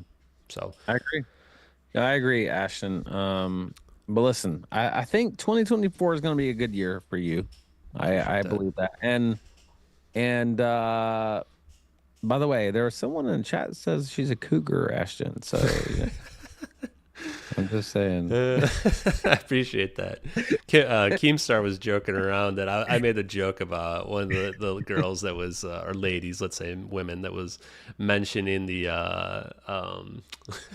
mentioned the aliens in Miami thing. He's like, "Oh, we got to get you set up in a space because Ashton's thirsty out there." And I just started laughing. I love Keemstar. He just cracks me up, man. Oh, he's funny. By the way, Keemstar has been around for a very long time. He used to commentate all of the YouTube stuff. So Logan Paul, everything, all the drama in YouTube. He was huge in there, and it's kind of funny because we start seeing him now in the UFO space.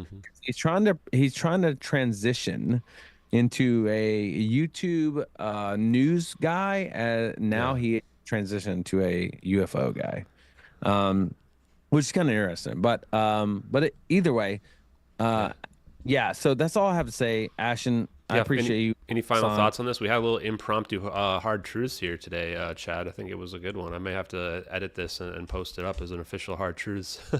Well, the final thoughts I have for everybody is that, look, here's the deal. We're in 2024, guys. And at the end of the day, we have to realize our surroundings. We have to look at every single thing we see. And I think that we have a opportunity right now. I think we have an opportunity to really harness the information we are giving, because I think that, in my opinion, probably within 6 to 8 months, and I hope I'm wrong, by the way, by this, but I'm saying within 6 to 8 months, we may not no longer have the opportunity to harness the information we are given right now. Like, do you ever think, like, when you are healthy, for example, and you take for granted your healthiness, you take it for granted your ability to walk to your car, to go to the grocery store, to go for a walk, to go for a run, to go do all these things, right? You take for granted that. But say that you get cancer, or say that you get some disease, or say that you break your leg, or you even lose your leg. And then all of a sudden you're in bed. You cannot move. You cannot function normally as a human being anymore. And yet, just the day before all of this happened, you were able to function completely fine. But you took for granted that you didn't do all these things that you could have done. You didn't go for a walk. You didn't harness these abilities that you have as a human being, as a normal functioning human being with no health problems. But one day it comes along that you no longer have those abilities to do that. What we're seeing right now, guys, what we're seeing in the podcast with our podcast, with Ashton's platform, his ability to speak, his ability to get out his thoughts and his opinions and his evidence, along with our podcast, along with this exact stream right now. These are things that are like our health. And I understand that you guys are listening to this right now and you're like, hey, man, we're harnessing this, even though you don't realize you are, but you are getting a taste of freedom. This is a taste of freedom. Hearing a conversation, hearing discourse, hearing people talk about things that are not necessarily granted in the realm of the agenda against, in my opinion, by the way, against a globalist or for the globalist or New World Order. You have to understand that can be taken away very fast. And by the way, I feel like it is going to be. Yeah. I feel like regardless of how we see this, I think that our ability to do what we're doing right now is no longer going to be able to be done within 6 to 8 months, maybe a year. Maybe I'll give it a year. Yeah, and I hope. Oh yeah, go ahead. Land your point. Sorry. No, I'm sorry. I'm just saying. I hope I'm wrong. Yeah. And so I just want you guys to understand that, like, your fight is for information, and you guys, and we say this all the time on our podcast. You got to fight, man. You got to tell everyone you know. Like, our biggest threat to society and humanity is information. And if we lose that, we lose everything. We lose medical freedom. We lose freedom in general. We lose everything that we ever have known as human beings, as being just to be able to discourse with other human beings. We've already lost a lot of that, by the way. Our last stance here is communication over the internet. But once they control the internet, then we lose control of our conversation. They've already basically stopped human communication because they have transversed that to now internet communication or digital communication. But the reason they have done that is because they want to be able to control that. And it's so much easier to control digital communication than it is in-person physical communication. But they have to stop the physical in-person communication. So now what they want to do is control digital communication. They want to control what your narrative and your discourse is. And so, guys, don't take for granted what you have and what you're listening to. Fight for the people you listen to. Fight for people like Ashton. Fight for people that you believe in. Fight for people that you believe in the message, and tell everyone you possibly know about the people that you believe in their message, because that's the only way we're going to survive this. We have to have. I always say, like, how do you fight the powers that be? Well, you have to tell everyone else that, hey, this is what we gotta listen to. We gotta fight for the truth. We gotta fight for the message. And if you can do that, man, we have a chance. But otherwise, we don't. Yeah, no, and I think that, what you're saying there is, like, don't take your time for granted, that we have when we have this freedom, and don't take your freedoms for granted, either. Like, these, take it for granted, and then it'll be gone before you know it. And I think we've seen a lot of them disappear. So I agree with everything you're saying, Chad, and thank you for coming on and talking to me tonight. Absolutely, Ashton. Well, man, we always appreciate you coming on our podcast. Anyone who listens to us, Investigator Podcast, that's our podcast. You guys can go check it out. And we have a lot of good episodes, Ashton, by the way. I think we're at 4 or 5 now. I think it's 4 or 5. Yeah, I think 5 even, because we had one impromptu as well. So we've been having some good conversations, and I look forward to more as well. Absolutely. Well, guys, have a great night. Ashton, thank you for having me on, and I'll talk to you soon. Thanks, Chad. Take it easy, buddy. Peace out. Okay, chat, there we go. That might be Hard Truths number 6 there, actually. I just realized I wasn't recording in the Zoom, so we're going to probably have to edit the stream down to pull that out. But that was awesome. Thanks, Chad. If you're in there and you're still listening, that was awesome. You guys can find Investigate Earth podcast in the pinned chat at the top here if you guys want to check it out. Highly recommend checking it out, especially if you like any of those topics that we were just talking about. Everything from politics to anthropology and history, science, the investigation. We've had several. Chad and Sherry are awesome. Really great people to talk to. That was a really fun stream that we had here. I didn't expect that we would do that. That wasn't anything we planned, obviously. But I think that's probably a good spot to stop it for tonight. I'm pretty tired. It was a long weekend. But I want to thank everybody, MH370X. You guys have been following along. As you guys know, the only way that we are where we're at is because of all you guys who've been following and watching along. So hopefully I'm doing you guys justice, and don't get dissuaded by anything and anybody says that's out there. This is going to be a marathon. This is not a sprint. Getting to the truth out there. What I will say is this too, this is what I want to close it with, is that we've already accomplished a lot as part of this investigation.